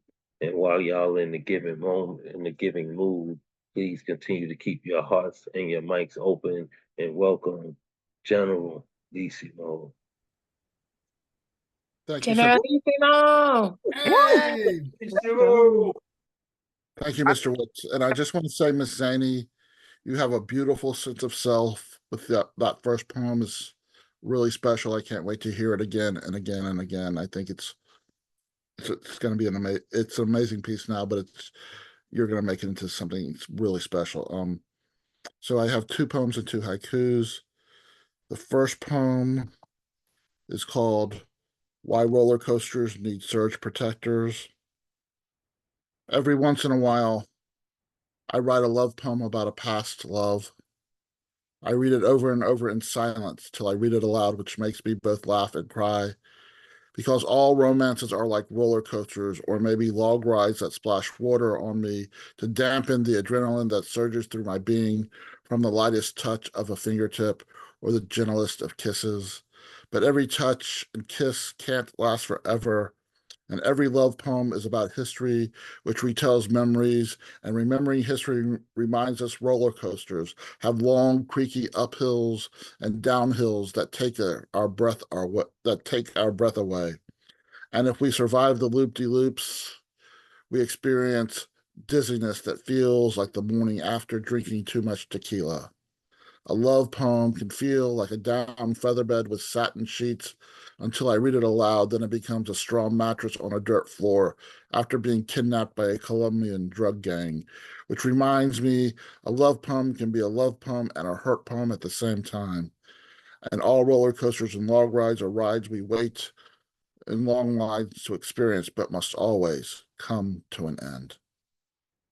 I have 2 new haikus that I wrote today. The first one, a dandelion in full fluff never believes he'll be blown away. The second one, after summer leaves, autumn convinces the trees to drop their leaves. And on that note, this is an older poem called Falling Free. They are yellow, red, orange, green, and brown. They are maroon, rust, ochre, umber, goldenrod, burnt sienna, and sunshine. They are paprika, turmeric, ginger, cinnamon, cardamom, and mace. They are mustard, ketchup, barbecue sauce, and salsa. They are melted processed cheese product atop blue tortilla chips with avocado, purple olives, red onion, and electric orange habaneros. They are every color in a carrot cake. They are a swirl of melted milk chocolate and pureed raspberries. They are Mother Nature performing a striptease, these autumn leaves. Thank you. Y'all open your mics and show some love for General Lissimo. Again, phenomenal feature last night too. Beautiful. Yes. That was beautiful. I love that. Forming a striptease. What? Yes. I love that first poem. Hearing it again is just even that much more better. Appreciate that. I like that haiku with the leaves. That was pretty dope. And the last poem too. Yeah, I like that haiku too. Yes, Brilliant both haikus. inspiring. General Lissimo, do you by chance have your frames on tonight? Have my frames? Yes, you know, tonight we're representing all the frames. I don't know. You're talking like glasses? Yes. I do not have any glasses on tonight. No. Okay, we still love you. I just was trying to see if I had you in the circle because I would like to get you on the screen if you did. But either way, brother, thank you for your share tonight. And again, phenomenal works last evening. Gracias. Indeed. Yeah, I'll show some love for General Lissimo one more time. Real quick, now I want him to run back I'm the sorry. line. I said, real quick, can he run back the line that said a love poem can feel like a down feather or a feather and then like dirt? That line. Hold on one second. I gotta pull. Love that line. And yeah, you had great work tonight and last night. Yeah, a love poem can feel like a down feather bed with satin sheets until I read it aloud. Then it becomes a straw mattress on a dirt floor after being kidnapped by a Colombian drug gang, which reminds me a love poem can be a love poem and a hurt poem at the same time. What? Mm. What? Yeah. Yes. What? Thank you. Thank you. Brilliant ink. Yeah, definitely. Definitely. Thank you for recanting that. Again, y'all show some love for General Lissimo, please. Woo! Hey. Bellissimo. So dope. That's what's up. Let's keep that energy up. Y'all welcome to the platform, the phenomenal Kels. Let's go, Kales. Hells. Yes. Hi, everybody. Okay. All right. The first one I'm gonna do is one that I've read before, but I'm in this space, so I'm gonna read it, and then I'm gonna do a new one that I've been working on. First one is called Can Do.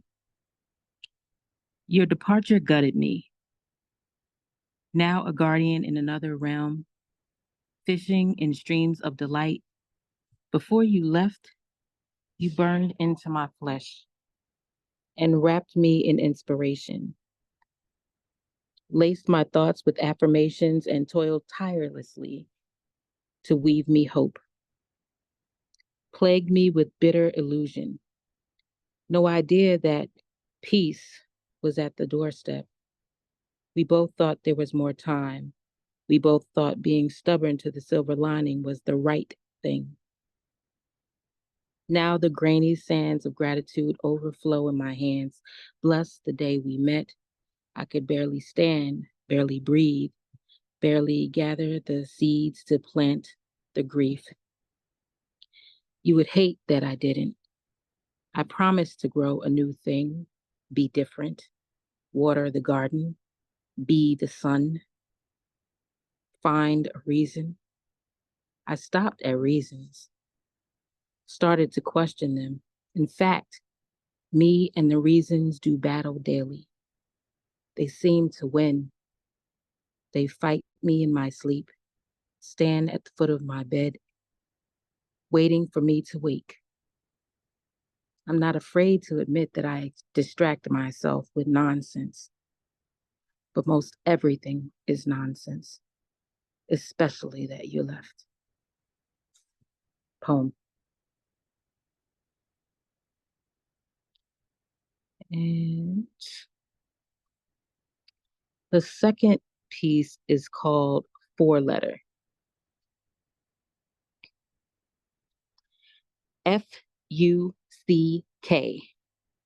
SHITDAMNLOVE. Can't get into you, inside your heart, beside you. I'm behind you all the way, but love is too much for what I see, not enough for what I mean. I can't use it. If I let it leave my lips, it would feel like I pulled the plug on a drain. My heart skips a beat. And what does that mean? What is love sick? Can't catch my breath. I'm choking. If I can't see you, it feels like nothing else is worth seeing. I think that makes me demented. Tell me something. Are you drugs? See, I don't do them, but if you were, I'd probably do them. Don't want to go to sleep because I don't want to miss you. In my dreams, I hope to see you. I wake up and where are you? The air tastes like your scent. Either it's too much or I blame my nose for not being wide enough. Trying to think of how else to get closer to you, more than by my side. I'm warped, swapping my name in scribbles, coming to your job with lunch, saying, I don't want to eat with you. I just want to be with you. Check in for love notes, up on cloud 9, hoping that I never come in for final approach. I've tattooed you on my soul. And yeah, that's poetic, but it's more painful than it is poetic, but at least more romantic than it is dramatic. You alter me, and that creates chemical trauma, endorphins and serotonin and cortisol, making me biologically haywire. It feels like a limb being ripped from me watching you leave. Seconds peel off me like psychedelic layers. I stand outside in shorts in cold weather, no lotion, to talk to you. Hair reaching for the heavens, 'cause it's better reception. Strangers passing, wondering what's the matter. Whispering, but I don't listen to them. I listen to you. I play back your energy like lectures, written, studied, tested. FUCKSHITDAMNLOVE is a 4-letter word. Poem. Damn. Shit, kills. That was All I can say. My God. Wow. beautiful. Wow. Mm. Thanks, guys. That was beautiful. There's so much in there, Kel. I threw a bunch of lines that I was able to capture um, in the chat. Um, Powerful writes, both pieces. Freaking phenomenal. Freaking phenomenal. Mama C, your pen is toxic. It's amazing. And like Miss Bessie said, shit. your It your feel like that wordplay, sometime, right? your wordplay is amazing. When you said chemical, I said, wait a minute, this shit I've never known you to I was sleeping on you. I'm awake now, baby. Miss Betty said, shit. And I'm gonna say it again. That was amazing. That was beautiful. And the way your the projection in your tone, it made it just that much more lethal. I enjoyed your pieces. It was amazing. Amazing, Mama Secret. Thank you. Thank you. Yeah, the delivery is definitely superb. Definitely.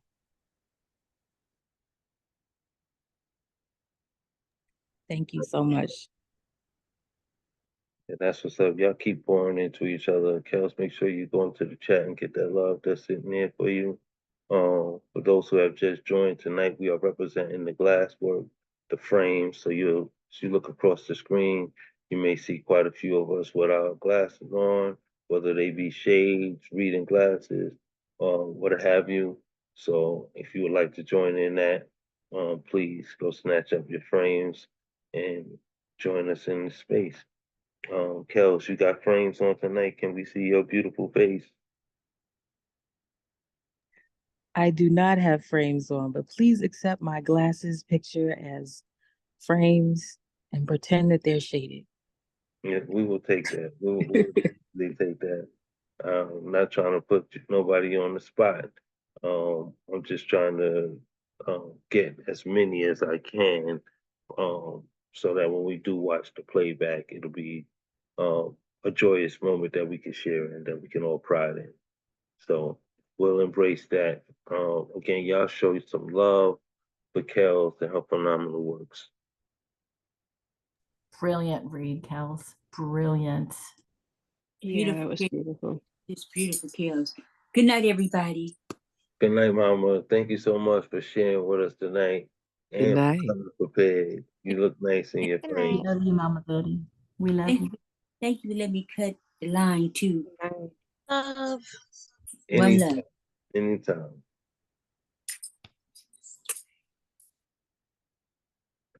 All right. With that being said, y'all keep that energy flowing. Open up your hearts and your minds for this, the dynamic poet. Y'all show some love for CP Mays. Woo! CP Mays in the house. Whoop, whoop. Let's go. We can't hear you.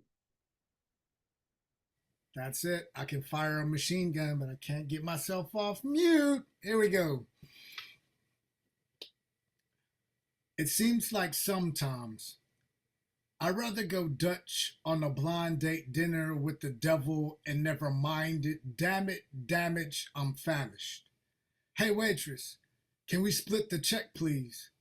I ordered the toasted mustard seeds on a burning bush salad, 3 Holy Trinity cocktails, and what the fuck about Mary Magdalene's, some cucumber water and a bowl of manna as an appetizer, 2 slices of Eton Garden apple pie with ice cream covered in the blood of Christ, a cup of the struggle is cold as hell, hold the ice, and if you don't mind, can I get a small to-go plate for all of my leftover faith? I hate to see all of God's good grace simply go to waste.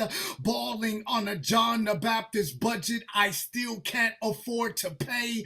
High rise, high price rent on an apartment God complex in the sky. I'm so tired of refinancing my faith. Tired of being held responsible for high interest rates and the upkeep it takes to raise prayers like property value for a house of the Lord, just so the Son of Man and child of God can attend top-tier public and private Sunday schools. Jesus told me that the book of Revelations is just a story about hell on earth when heaven was in rehab. The gates of heaven and hell are in desperate need of home repairs for they and them, you know, them and they ain't afford above gentrifying God for the sake of whose religious faith has a dick big enough to be called great. You can't piss on my head and tell me it's rain, for I still gotta come up with my first and last month's sins before I get the keys to enter the gates of heaven again. Get the okay to move in all of these boxes. I've put God in hell. I've had to pawn all of my special collector edition egos, damn near liquidate all of my savings, my soul, and my personal accounts of let me tell you about how good God is. Damn near emptied out all of my 401 I ain't okay investments in stocks I had in collection plates. Damn near lost all of my startup capital I would use to buy my way back into heaven. Sadly, the older I get, the more likely my miracles will be on Medicare. Sadly, the most likely I'm gonna have to choose between being able to afford prescription scriptures or food to feed my soul, because by the time my body is ready for retirement, the cost of living Christ-like on a fixed income will make it hard for our prayers to pay for sins or keep the lights on at the end of all of our tunnels. Going Dutch on a blind date dinner with the devil. Home. Okay. That's been a long time since I read that. Preach, All right. preacher. Yeah, here's another one. Woo.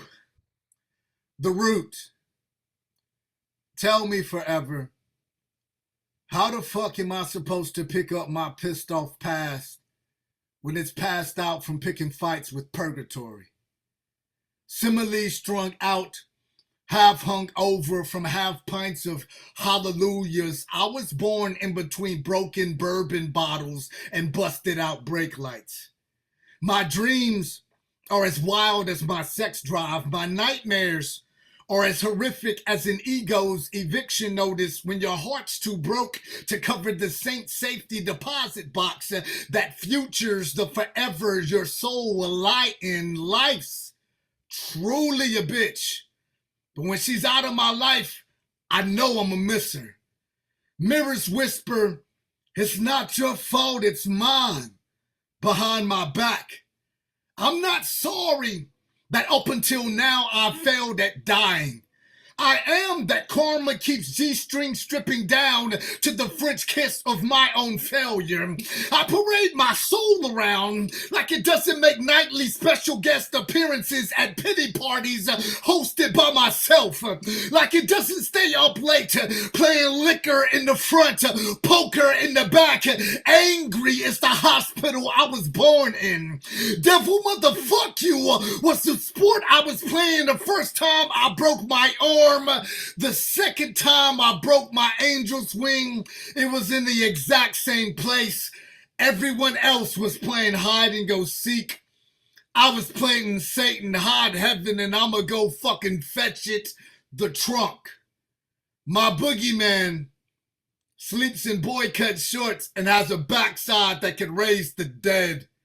She knows the seat of my soul is composed of sober love letters held together by drunken scotch on the rocks tape. The sound of sangria saying, where's your fucking pride, May's rest? The sound of me sleeping peacefully next to some pussy. It's the only love song I haven't been able to memorize yet. It's the reason why I can count the number of women I've loved on one hand.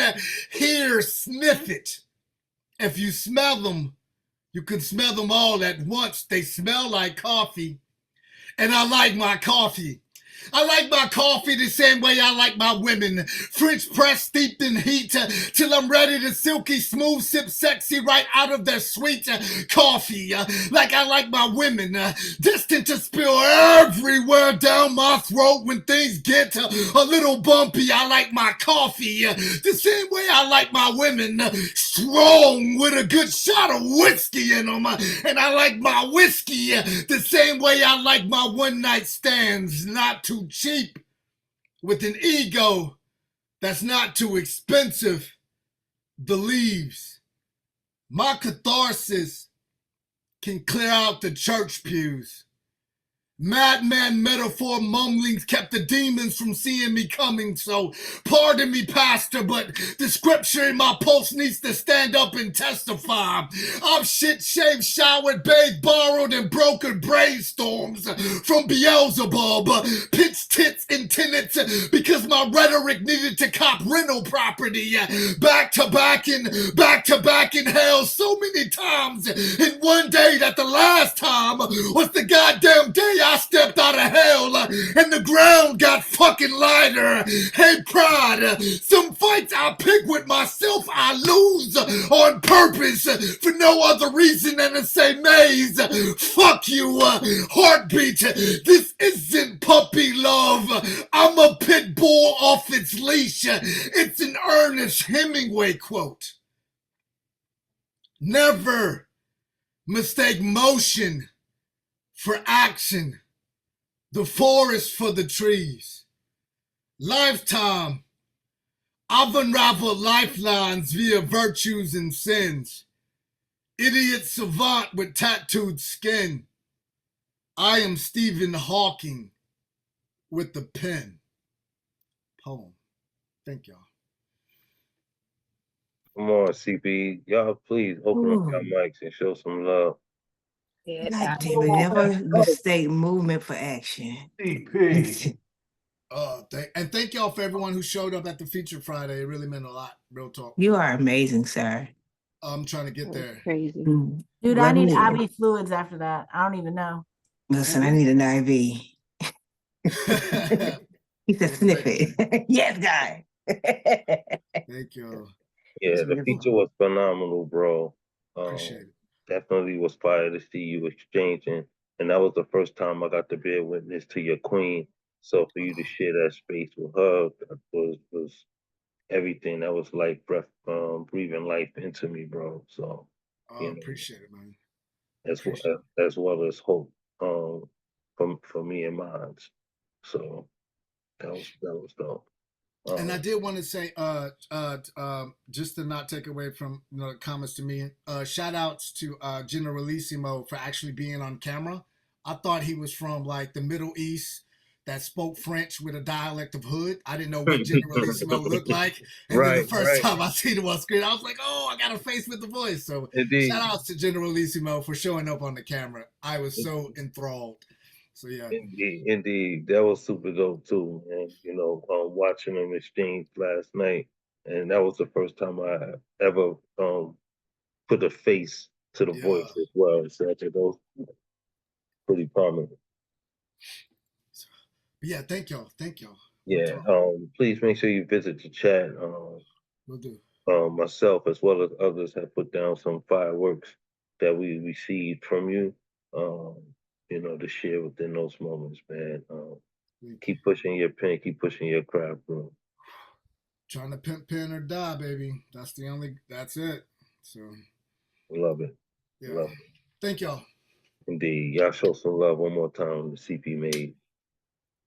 Woo! Amazing read, CP. That was so crazy. Yes. That's what's up. Let's keep this energy up. We got a few more artists, and I want to make sure that they receive this love and energy as well. Good night, Kendra, K. Michelle. Thank you so much for tapping in with us tonight. It's always a pleasure to share space with you, sis. That being said, y'all please open up your hearts and your minds and welcome Escape Artists. Woo! Let's go, Escape. Thanks, everyone. So both of these are new. One of them is not finished. One of them, where is it? Okay, here we go. The first one's pretty heavy. So here we go. A word can be defined as a unit of language consisting of one or more spoken sounds or the written representation that serve as the beholder of meaning. There's an estimate of over 1 million words in the English language.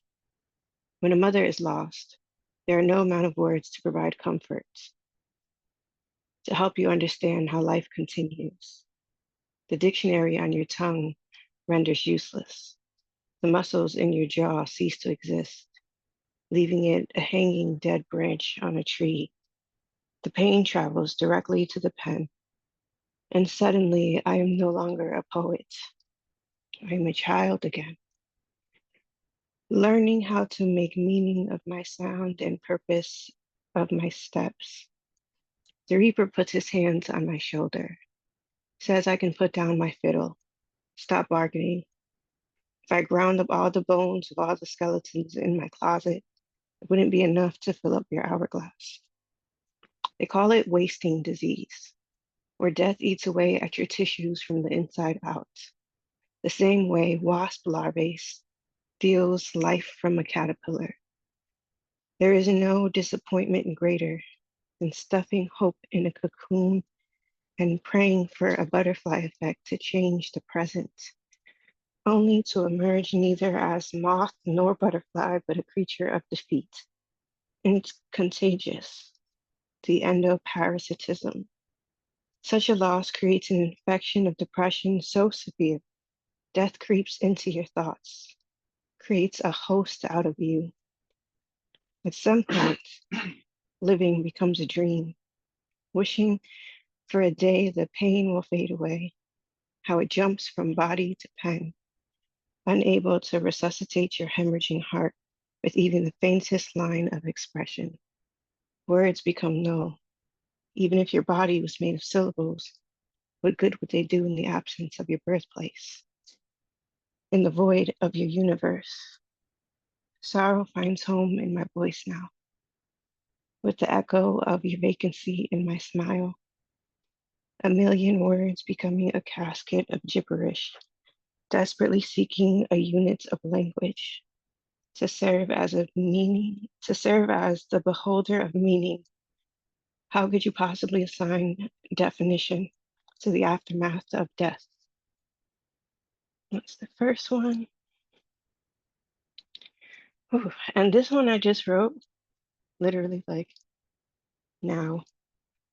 Well, the show was going on, so I didn't finish it. But here we go. It takes all 19 bones to grip these verses, and the remaining 8 to bring them to life. My hands were made for birth, wrists strong enough to wrangle wild bulls. Sometimes it feels the same, holding on to dear life, both like a mother and a reaper. Takes 34 muscles to crush the demons and nurture the child, exercising power and precision, to breathe ink, to breathe life into ink and death into monsters, while all 3 nerves build imagination, to experience touch, temperature, pain, and pressure. I use these ligaments to stabilize these tools as I sculpt them into keepsakes, gift them to dead trees so they don't die in vain. Unleash the stories trapped in the grain. Takes the entire network of bones, muscles, nerves, connective tissues, and blood vessels, both to kill a villain and build a vision. I'm not done with that one. I'm still working on that one, but I like where it's going, and I like to read my unfinished pieces. So it helps me figure it out. But yeah, thanks. Wow, wow, wow. Y'all show some love, please, to the Escape artists. Escape. Both amazing. Love your Yes. work. Wow. Love it. It's just was so much to grab from in there. Just was captivated by the way you delivered those messages that I wasn't able to write in the chat what I wanted to, but so much in those works, so much. The first one was so heartfelt. I think we could all find that pain, um, especially to anyone um, whose mother, their first God, is no longer here with them. So, and then the second one, the expressing the purpose of your hands from giving birth to creating magic um, in your art, whichever creative form that may be, whether it's poetry, painting, or knitting. Just phenomenal. Just phenomenal. Keep pushing your pen, keep pushing your art. We celebrate you. Thank you. I appreciate it. So y'all show some love one more time to Escape artists. Woo! Miss Escape, read your messages, Mama Caesar. I've sent you a message, okay? I sent you one too, but I don't know if you ever responded because I had to step out. Like in the chat? I sure did. Oh, I haven't been checking the chat. Sorry. I'm gonna go back and check it now. Okay. Yes, please check the chat. A lot of times there's love and support given in there that isn't voiced, so we miss it. But yes, everyone, please revisit the chat. If you shared, but just being in this space, I'm sure there's something in there for us. With that being said, let's keep this energy moving. We got 3 more artists before we close out. Y'all open up your hearts and your mics, and thank you all for hanging in there thus long. Let's welcome Black Silver 47. Woo! Okay, Black Silver. Yeah. Hello, hello. Can you hear me okay? Absolutely. Okay, so I'm gonna go ahead and get right into it. I got some more music for you guys. And so if you let me use the share screen, I'd like to share a track or two. If there's time, I'll share 2. But you said, let me see here, share screen. This.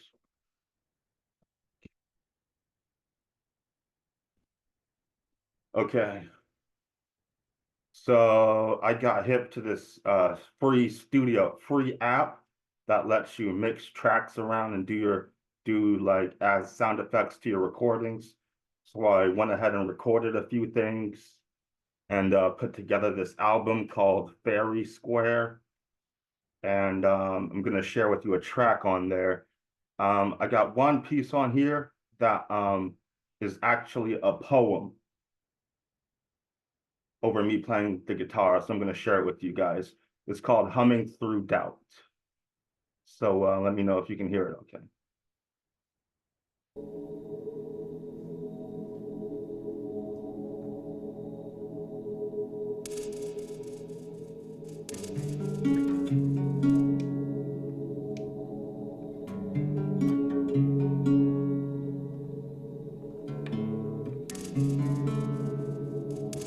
They told me it was just all in my head.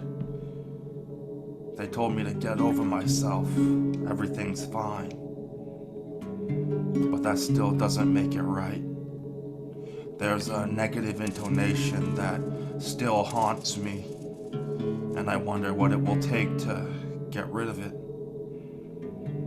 It's not as simple as a positive attitude or a wish of a thought. It's because of something I can't get rid of. My past. I've been back there so many times before, blaming myself. But I know I won't find peace there, or here. No matter what people tell me, in the end it's up to me. So what will it take to put away and move forward? I guess it's a lonely healing journey, a path to redemption. What will it take to finally reach the end? I don't think it ever stops. This shadow work is forever, but I'll make it right somehow. Until the end, I dance in a spiral of doubt, wondering if my discontent and a prayer means anything. But I believe in a benevolent God that hums through my doubt.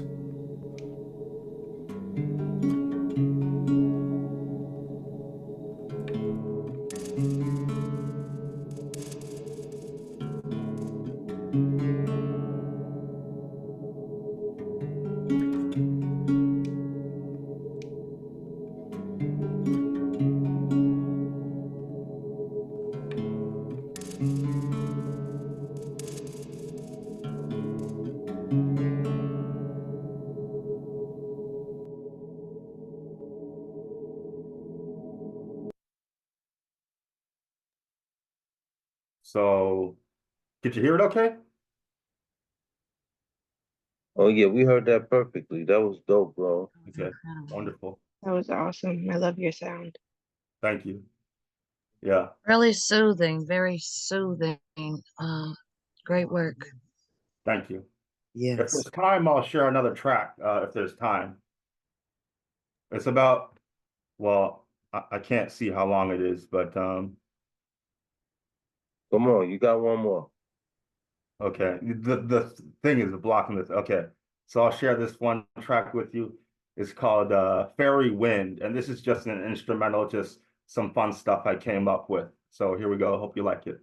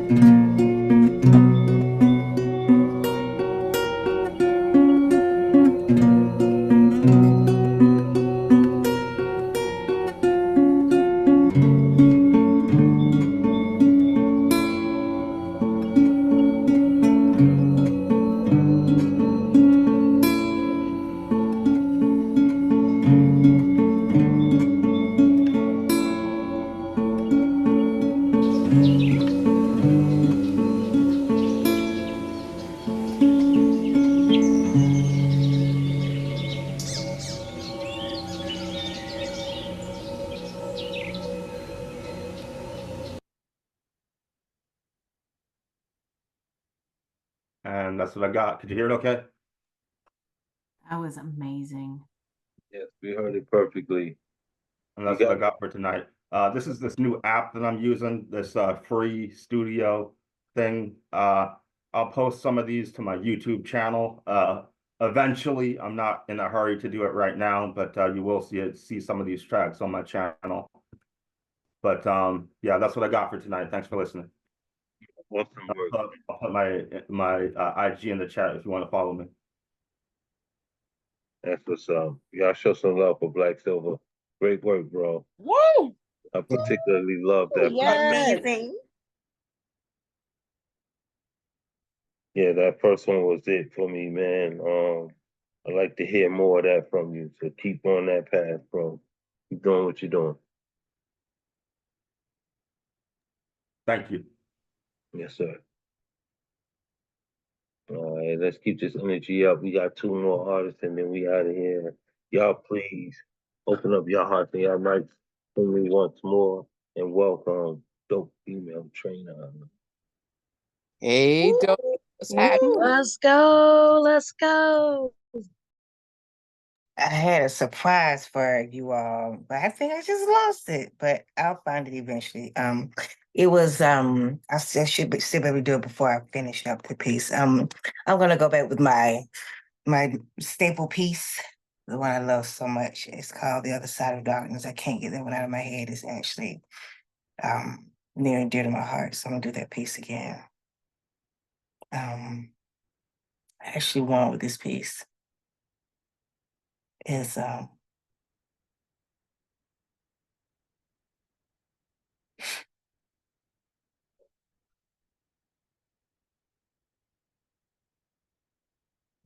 Dear God,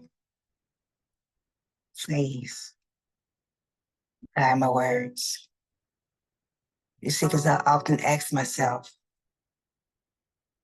what's on the other side of darkness? Is it an eternal ending, or is it a beautiful beginning that we've been too blind to see? And I wonder if silence sacrifices and screams for the sake of not sabotaging what society deems as sanity. And I wonder if death dances to a dichotomy of defeated darkness, designed by the drums that beat to the beat of beatings, roaming aimlessly like the depths in the night. Or maybe, just maybe, soft echoes knocking on the door to dreams not yet spoken. You see, because I've flirted on both sides of the edges where light fades into shadows and certainty crumbled like the ancient stones out of the weight of time. And the only truth is the unknown. And after a while, you see, I learned the difference between holding a hand and chaining a soul, and I began to understand that love doesn't mean leaning, and company doesn't always mean security. And through my experiences of darkness, I learned that weeping may endure for a night, but joy, but God, joy will most definitely come in the morning. And I learned to sprinkle a little goodness on the words that spew from my mouth, because I have to chew them. And to speak life into the air, because I just might be listening. And as the challenges made themselves known, you see, I decided to accept my defeat with my head held up and my eyes towards the sky with the grace of a woman and of the grief of a child. And I learned to build my own roads with a humble heart and a determined spirit as I glorify the opportunities of today. Because the foundations of tomorrow were too uncertain for plans and futures. You see, futures have a way of falling down in mid-flight and after a while.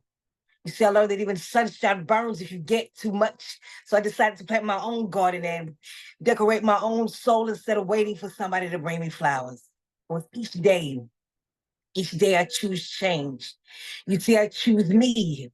I choose to embrace my own elegance and submit my own strength and worship my own will and guard my own grace and create my own covenant and build my own bridges and never ever forget to love my own self. Seek calmness in the midst of my own chaos and to count my own abilities. So yeah, I often ask myself what's on the other side of darkness, and I discovered that it was not an end, but a beginning. It was a new chapter that I wrote with my own hands. It was the strength that I found when all of the lights were gone. It was the clarity that I felt when I embraced the unknown. You see, I am the answer to the question that I once feared. You see, I am the one that stood up and stepped through. I am the one that God washed completely clean and made brand new. I'm the one that God put back together in front of everybody who thought that Shaq G, the dope female trainer, was fucking through. That's what I asked God. I said, God, what's on the other side of darkness? God said, baby, it's you.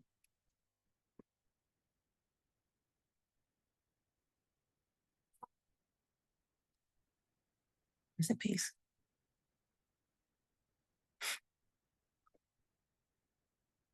Second piece is, you see, I was born by a river in a little tent.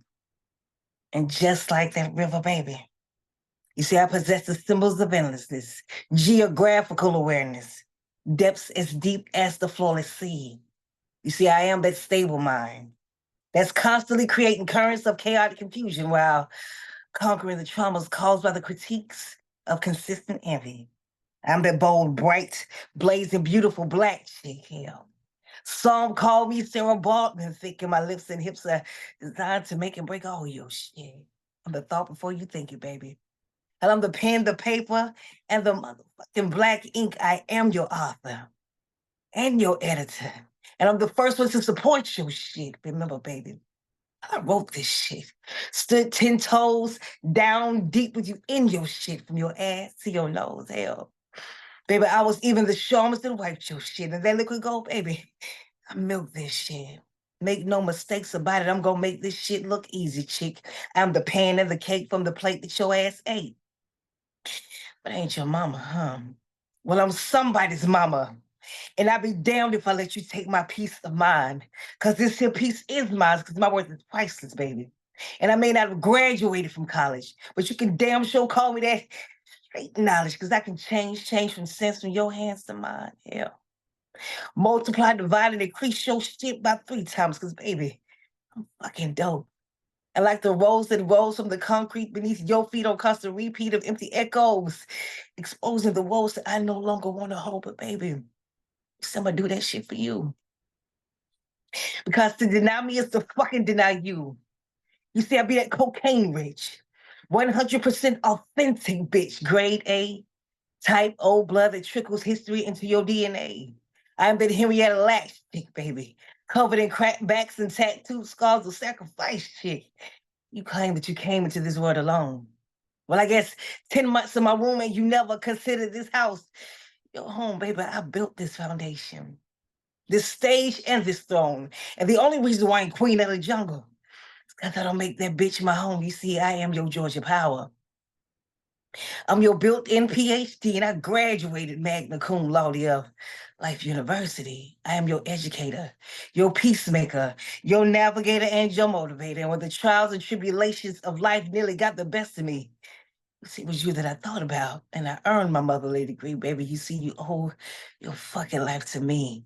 You are quick to point the finger when life offers you a slice of humility, knocking you on your ass, and rather than you taking a back seat, you want to blame all this shit on me. Baby, I'm your safety, your loyalty, and I'm gonna hold your ass down like gravity, willing to sacrifice every bit of me before death finds that ass. 23. Baby, you smell that? Because I'm the fucking oxygen that you breathe. I'm your lawyer, your voice, your jury, your transporter. When tears fall from your eyes, baby, you better believe it's gonna be Shaq G to be the judge to restore order, because I'm your justice, baby. I'm gonna fight for you. And I'm gonna even take shots for you. I will lose for you, baby. Don't you know I will die for you? Because I'm your protector. I won't lie to you, and I will never deny you. I'll shed tears for you. I'm going to continue to pray for you because I'm your confidant. I'll break bread with you. My heart is going to always be here for you, and I'm going to love and respect you, baby. See, this is my promise to you. But the one thing I will not do is to continue to be denied by you. Because, baby, I'm your mama. Peace. Come on, boy. Y'all open up y'all hearts and y'all mics and show some love, Woohoo! please. Yes. Can't even. Yeah, so much in both those pieces, Shaq. And I know what they mean to you. So I thank you for being this naked with us all the time and sharing your soul. What's that you got? Are you showing us something? This is for you. Hold on. Okay, come on. I'm trying to. Okay, it's time off mute. So this is for you. I saw your thing, your background. With. Let me turn this up some. This is for you. Trigger. Just there's trigger warning, right? Wow, it does.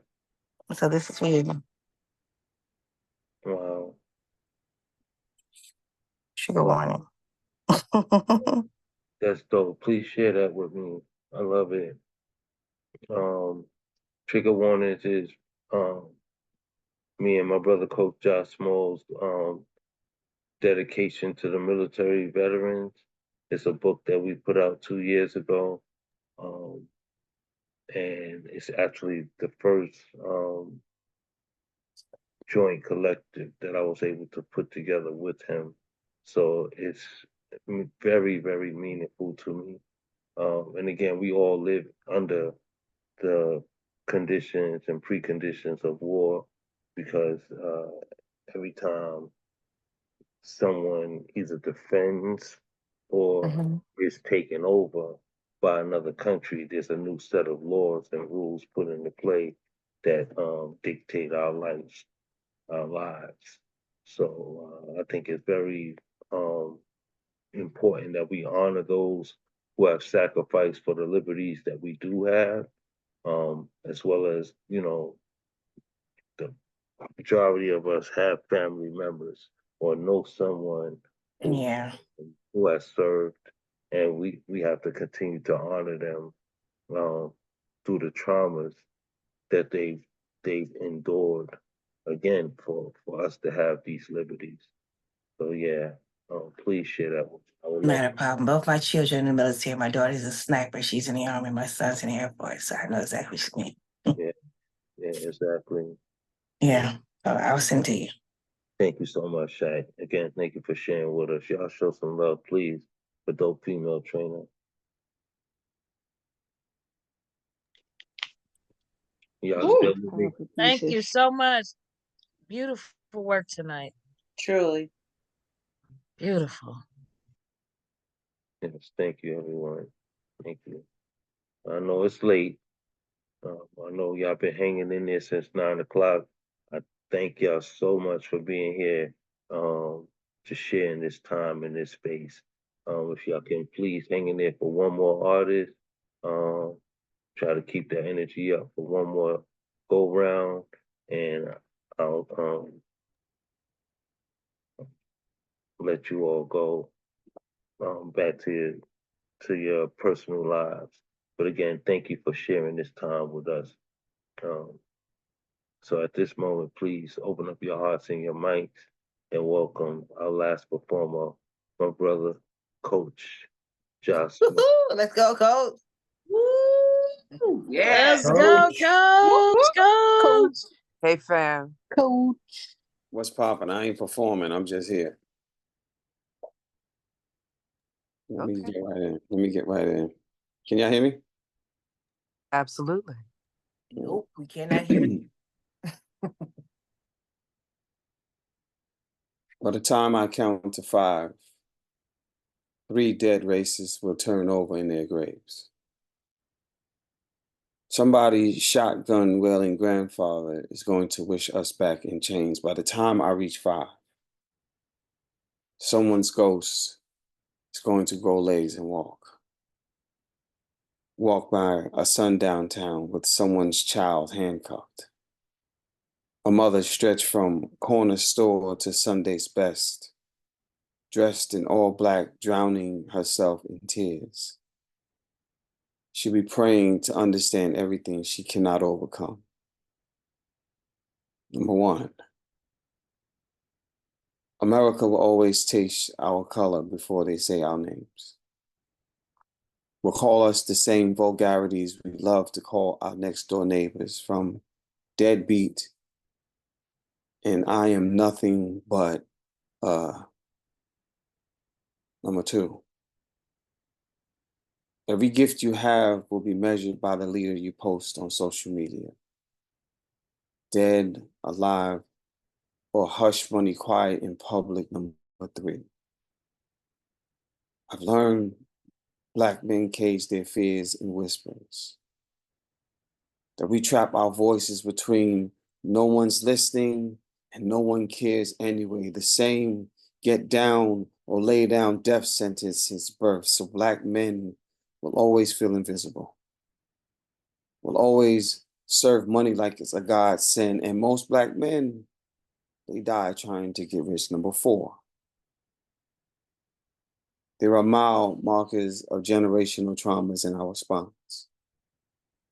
Decades of Black hate woven in the blood cells. This world hates the beating in our chests, the vows that keep holding space we cannot find in our mirrors. You know, last night, I cried a river. And I heard it creeping down George Stinney Boulevard. The avenue holding a list of lynched Black people on a monument just a few miles from my home. America says Black is the only DNA needed for sentencing.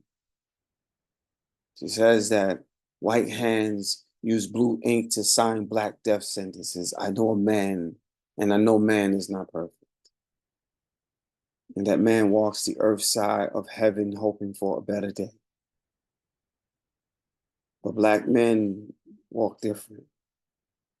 See, we scale concrete jungles and dirt roads like a baby grand soaring of Beethoven, and sometimes we count differently. Like one, they don't see me. Two, eyes have already forgotten the skin. Three, I'm tired of tumbling, feeling stable long enough for someone to turn my world bottomless. Four, I'm fading fast, trying to breathe with project buildings collapsing on my chest. One, two, three, four, five. Wait, it's your turn now.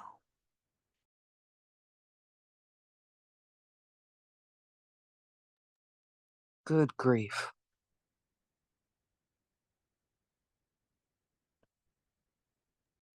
And the next poem,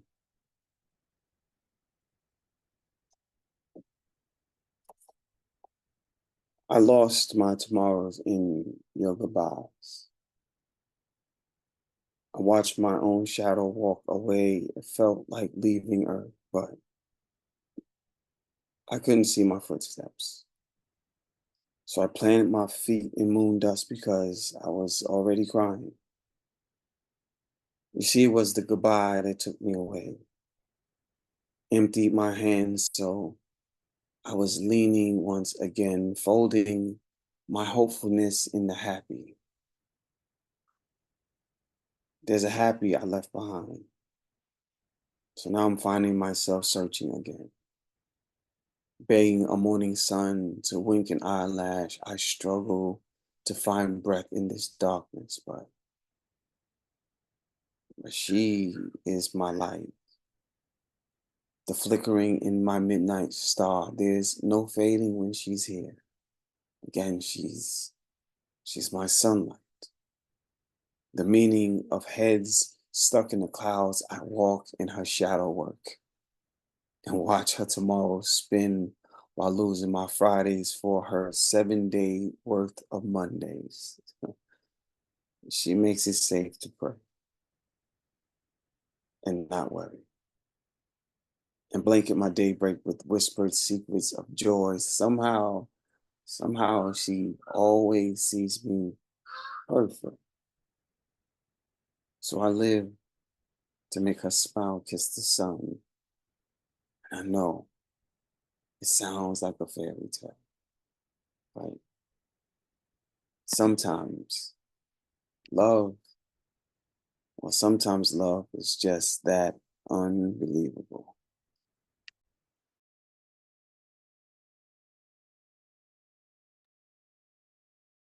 Y'all please open up your mics and show some love. Coach. Yes. Coach John, Amazing. may I say something to Whoa. you? You mind if I say something to you? Your words smile. I can, even if I can't see you, the emotion in your words, they speak of 1,000 words. The emotions just are so, they're so evident. It's just so matter of fact with your words. I've always enjoyed your poetry and the way, and I just wrote, what did it say? It says, I watched my shadow. That's gonna be a prompt. I hate prompts, but your words are so intriguing to me. The last poem I heard you read was the last show you were speaking about your daughter. And your heart just smiles when you speak about her, almost as if though she's the oxygen that you breathe. It's amazing to me how your emotions as a man just spews over in your words. It is amazing to me. I can just see I can see whatever emotion that you project in your words. And I'm a big fan of you and your brother. Big fan. And I never speak to you. I never speak because I always get nervous. I say, I'm gonna speak to this man tonight. But when you speak, it's just it's breathtaking. And it almost made me want to cry because the love that you have for your daughter is unmatched. It is bar none. It's like I couldn't even put the emotions that you have for your daughter in words. It's amazing to me how I can just see the level of love, the level of sacrifice, the level of just I wish you would for her. It's amazing. So I just want to express that to you. Thank you for being so vulnerable when you speak about your baby girl. I'm sorry for taking so much time. Let me respond really fast. I know it's gotta go. And I want to say this first. First, I want to say thank you. And I appreciate, the love that you all show my brother and myself. And it's been a journey for us. But a lot of men are not taught to really spread that love across their tongues like that. And it's not their fault, you know what I mean? And it's the world is the way it is, but most men, like, I wasn't taught that. I had the freedom to do so, but I wasn't taught to do it. And a lot of men don't have the time to sit down to allow that to take place. And so I write these poems about love, about loving my daughter, and about loving women and loving Black women in particular, because that's who I belong to, right? That's where I come from. And I write them because sometimes you can't, as a man, you can't find the right words, right? But if I give these words to your partner, your mate, your lover, your wife, whomever it is, right? If I give her the words, then I gift you both heaven. Because now you have a way for him to say those things that he probably means, just doesn't know how to say it. Last thing I want to say on that, as an exclamation on that, I met a pastor online who's a ventriloquist, and we're having a conversation. I sent him and his wife the book that Complicated Passions and I did together. And he'll tell you, that man comes on as soon as he sees me, he's asking for, well, where's my wife? Anytime she's on there live and they see my name come up in there, oh, that's get me out of here because coach is gonna make us have another baby. But the thing is, I always want to be the alley-oop for your next tomorrow. So if I could be an alley-oop for you for your next tomorrow, then job well done. Job well done.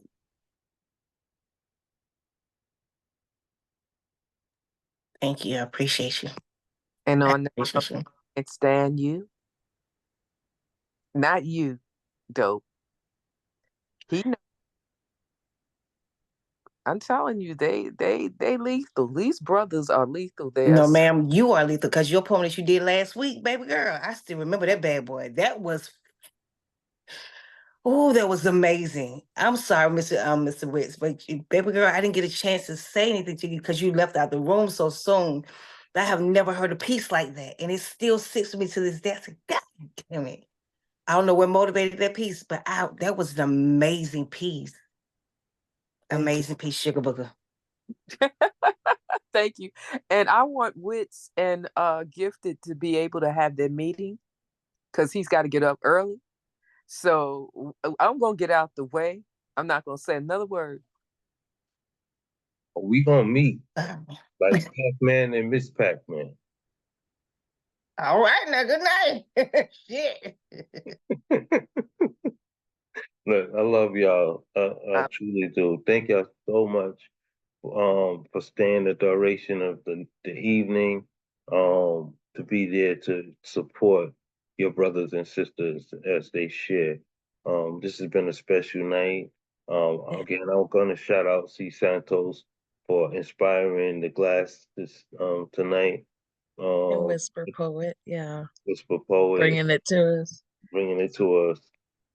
That was definitely something. And escape artist. Something new and special. Yeah, thank you to everybody Baby. that did. Kiss Yeah. the baby.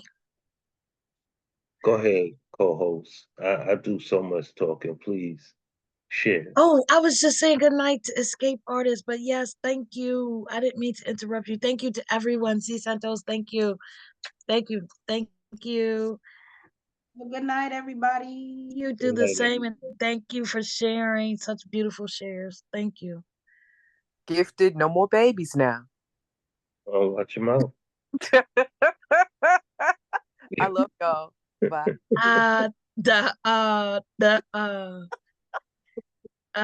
Erica, wow. You know what?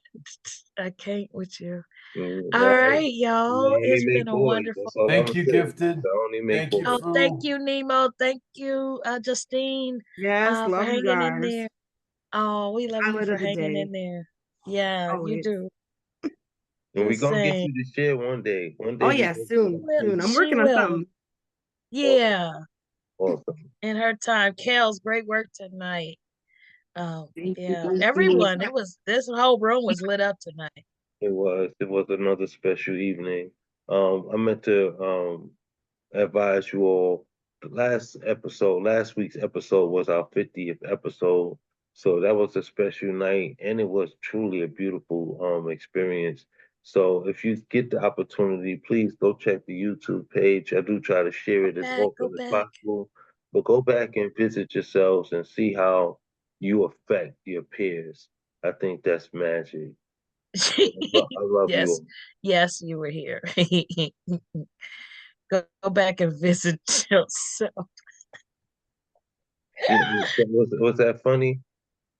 I don't. Okay, I sorry. meant it exactly the way it came out. Like sometimes you don't see yourself in your performance. What could be me. You sound Huh? like behave yourselves. Oh, What is the is it YouTube? just? I don't know. Oh, the YouTube is Mr. Witz. Oh. Mr. Witz on YouTube. It doesn't say the poet. It's just under Mr. Witz. You and we'll try to send it through Yeah, I'll IG. try to send it to Yeah. you through the IG Else. to make it easier for you. Yeah. Thank you. Okay. Love you, sis. Thank you so much. And you're right. I have been lacking.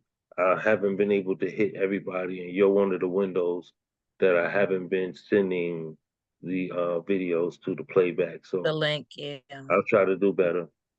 And we'll try to do better sharing too, because we know it's hard while you're at work. So Thank you. Thank you so much. Mhm. All right, everyone. Good night. Great night. Good night. Great. Love and the peace. All right, babe. Hit the record and then I'll end this out. Thank you, honey.